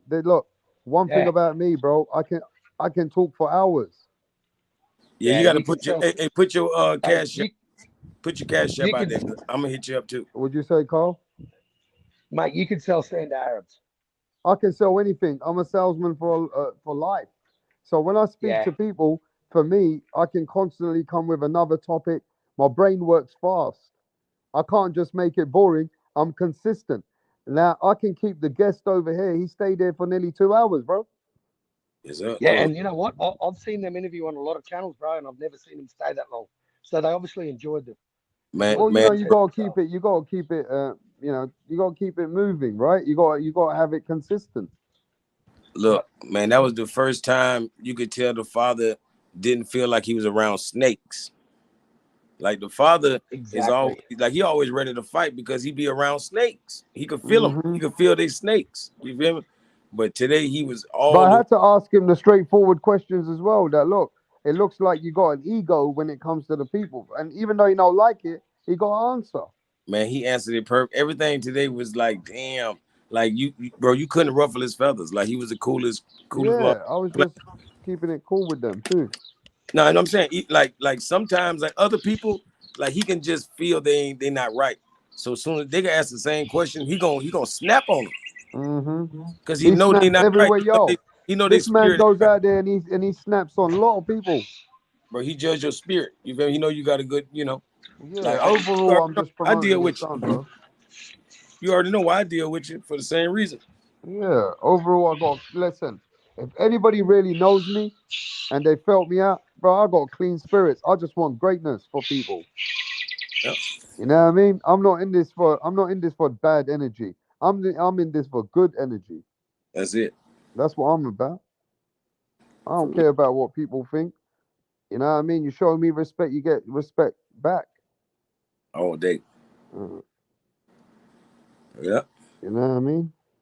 So, hey, man, look, at the end of the day, bro, boxing transcends life. In boxing, you gotta understand people are very sentimental, very sensitive. Yep, they're fucking this is a sport where, you know what I mean, it's not a normal sport. There's a lot of emotions going into this sport, bro. Yep. There's a lot of passion. And watch this. In this day and age, people want to go viral so bad, they will disrespect their guests. You know what I'm saying? Exactly. It's lame and a bitch to even think like that. But you got people they so old, they're grown ass men, and they doing that shit. Yeah. For clicks. Damn. Like that's some female shit, you know? Yeah, facts. Hey, Rapid, fucking great interview, bro. Great interview. Thanks for letting me on, bro. I've got to get going. I've got some fucking grass to cut. Good interview, bro, and I'll talk to you tomorrow. Take care, DeCalico. That for sure. Peace to y'all too, man. You already know we out of here. One love. Yeah, man. So DeCalico once again, we did it. We did a great live, and we hopefully catch you guys on the next live, brother. Hey, next time call me in advance so I won't miss it, man. I could have missed this, man. I don't know. Oh yeah. Okay. I got you, brother. That for sure. One love.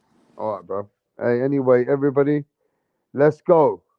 We're gonna catch you guys on the next live. You know what I mean? We had a great live today.